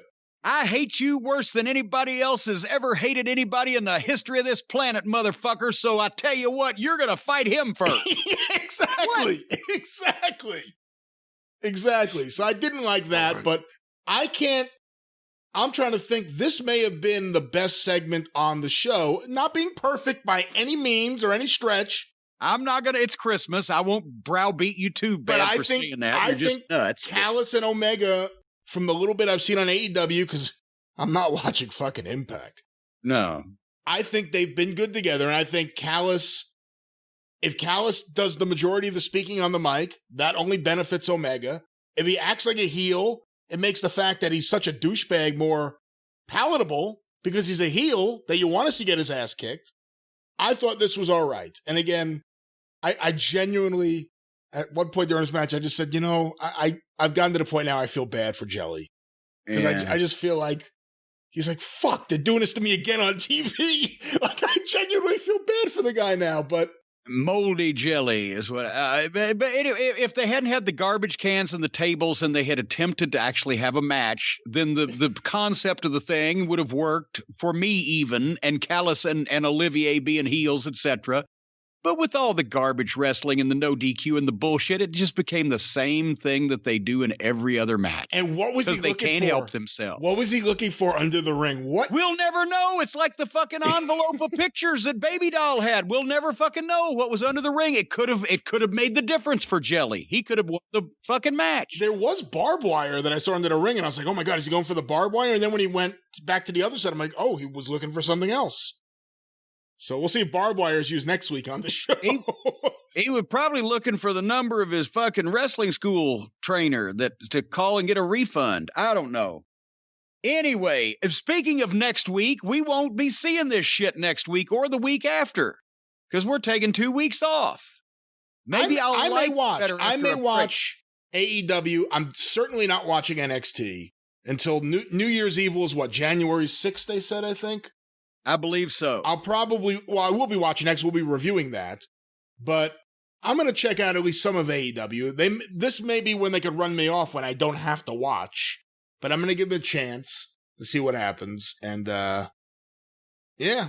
We'll go from there. Well, if anything hilariously funny happens and any of these buffoons make a bigger idiot out of themselves than normal, we'll talk about it. But otherwise, I ain't watching this shit for 2 weeks. And once again, we'll have anything big that happens in wrestling, or if someone makes a gigantic buffoon of themselves, as we said, we'll have updates on YouTube for anything during the 2 weeks of the experience where we have best ofs, omnibus collections.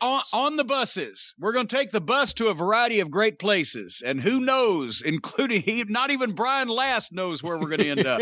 That's right. So yes, next 2 weeks, omnibuses on the experience. The drive-through will come out as normal, but we're going to have a nice little break. Guys, have happy holidays, Merry Christmas, Happy New Year, whatever you're celebrating.